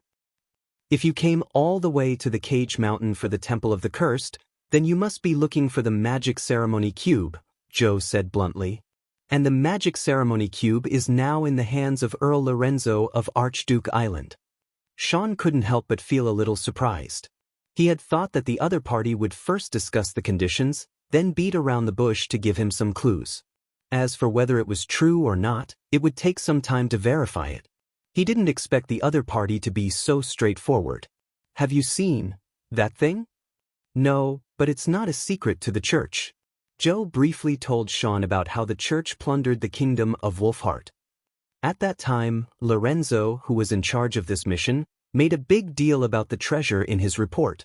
Many higher-ups knew about it, but the holy city of Hermes didn't pay much attention to it. I see. The treasure went to the kingdom of Wolfheart for 100 years and was later found by the church. This makes sense, Sean said while stroking his chin. But why did you tell me about it? If you want to sell this information to other lords, it's not meaningless, is it? Joe took a deep breath and asked, Sir, have you heard of the God's Punishment Army? Of course, the secret army that the church is proud of, Sean said with a mocking smile. Unfortunately, they were defeated by His Majesty's First Army in the Battle of Cold Wind Ridge. That's good. However, the other party did not show any indignation. The next part will be easy to explain. Lorenzo has the God's Punishment Army under his command, so no one except the King of Grey Castle would dare to attack the Archduke Island. The guard raised his eyebrows and said, I thought these humanoid beasts all died in the bomb craters in Cold Wind Ridge. How many God's Punishment warriors does he have? 10. No, about 5, Joe hesitated. Not too many. If you want to break into the castle, the 5 of you are a big threat. Sean smiled and said non-committally, So what do you want from me? Or, how much is the price of this information? No, I just want to survive, Joe said in a low voice. The church is no longer a match for Grey Castle, but those exiles are still unwilling to give up. Lorenzo is still targeting you. His people may have already sneaked into Thorntown, and I don't want to be dragged into this mess. He paused for a moment and said, If this information is useful, the King of Grey Castle will pardon me, right? Did he really do this to save his life? Sean put his hands on the table and rested his chin on his hand, which was a gesture that His Majesty often made when interrogating people. Although he did not have the magical ability of Lady Nightingale, sometimes he did not need magic to distinguish truth from falsehood. At least, he did not sense any desire to live in this man who called himself Joe. Especially when they looked at each other, the indifference in his eyes showed that he had made a decision. Perhaps even Joe did not realize that this was the look of a man who was determined to die. Is that all? Yes, yes. Then I'll arrange for someone to send you to Neverwinter. Joe sensed that something was wrong. Why do I have to go to Neverwinter? Sean stood up and said, I don't have the power to pardon you, nor can I abandon you. So sending you to Neverwinter is the safest choice. Don't worry, His Majesty's benevolence and justice have long been known to Grey Castle, and the Witch Union has ways to verify the credibility of the information. If you're not lying, you'll definitely receive a reasonable verdict. Pardon is just a basic treatment. If you're lucky, you may even receive a large reward. My lord, the treasure. Joe also wanted to stand up, but he was tied to the chair by a rope and could not move at all. If it's really in the hands of Earl Lorenzo, it'll belong to His Majesty sooner or later. Besides, the treasure has nothing to do with you, right? Sean spread out his hands and said, There's nothing to worry about. Although the journey is a little long and your actions will be restricted before the news is confirmed, everything will be paid off in the end. You won't have to worry about the threat of the church anymore. He looked at the soldier and said, Take him away. No, my lord, wait. Joe's expression changed. His indifference was instantly replaced by panic and helplessness. He forced himself to stand up and then fell to the ground. Please, don't send me to Neverwinter. His voice was filled with unimaginable grief, as if he had been pretending to be so. Even Sean could not help but stop in his tracks. He was not even afraid of death, but he still showed such an expression. It was really incomprehensible. Why? Sean turned around and asked, or is this not your only request? Please save her, save Farina, please. Joe gnawed the soil on the ground and shouted desperately, there's no time, she doesn't have time. In the end, the man was choked with sobs. This is probably the truth. Sean thought to himself. He walked to the trembling Joe and patted him on the shoulder. Who's Farina? Why doesn't she have time? I think we can talk about it now. After Joe gradually calmed down and listened to the whole story, Sean finally understood what was going on. Everything was related to love. Joe was the real exile of the church, and the former bishop had now become their enemy. It was not surprising that Joe had turned to the First Army of Grey Castle, the former enemy of the church. Traitors were always more hateful than foreign enemies. At the same time, Sean also understood why Joe was so determined to die. Joe did not think that he could hide it from the First Army forever. Perhaps in his eyes, it was better to send himself and Farina to the gallows than to be tortured by Lorenzo. If he had spread the news slowly, it might have worked in a few months, but he chose to take the risk himself. Even if Lorenzo would not deliberately torture Farina to death in order to find the Holy Book, there was a limit to the endurance and recovery of a human body. If he waited for half a year before triggering Grey Castle's action, it would be too late. Originally, the conflict between the church and the church had nothing to do with Sean, but because of love, the information was reliable. Now, he only needed to find the spy sent by Earl Lorenzo to confirm everything. You're tuning in to the Passion Pages YouTube channel. We're so grateful for your support, and don't forget to subscribe to join us on this incredible journey through captivating stories. Your generosity through donations truly makes a world of difference, as it's the primary source of revenue that allows me to expand and enhance this channel for you. Thank you from the bottom of my heart for being a part of this adventure.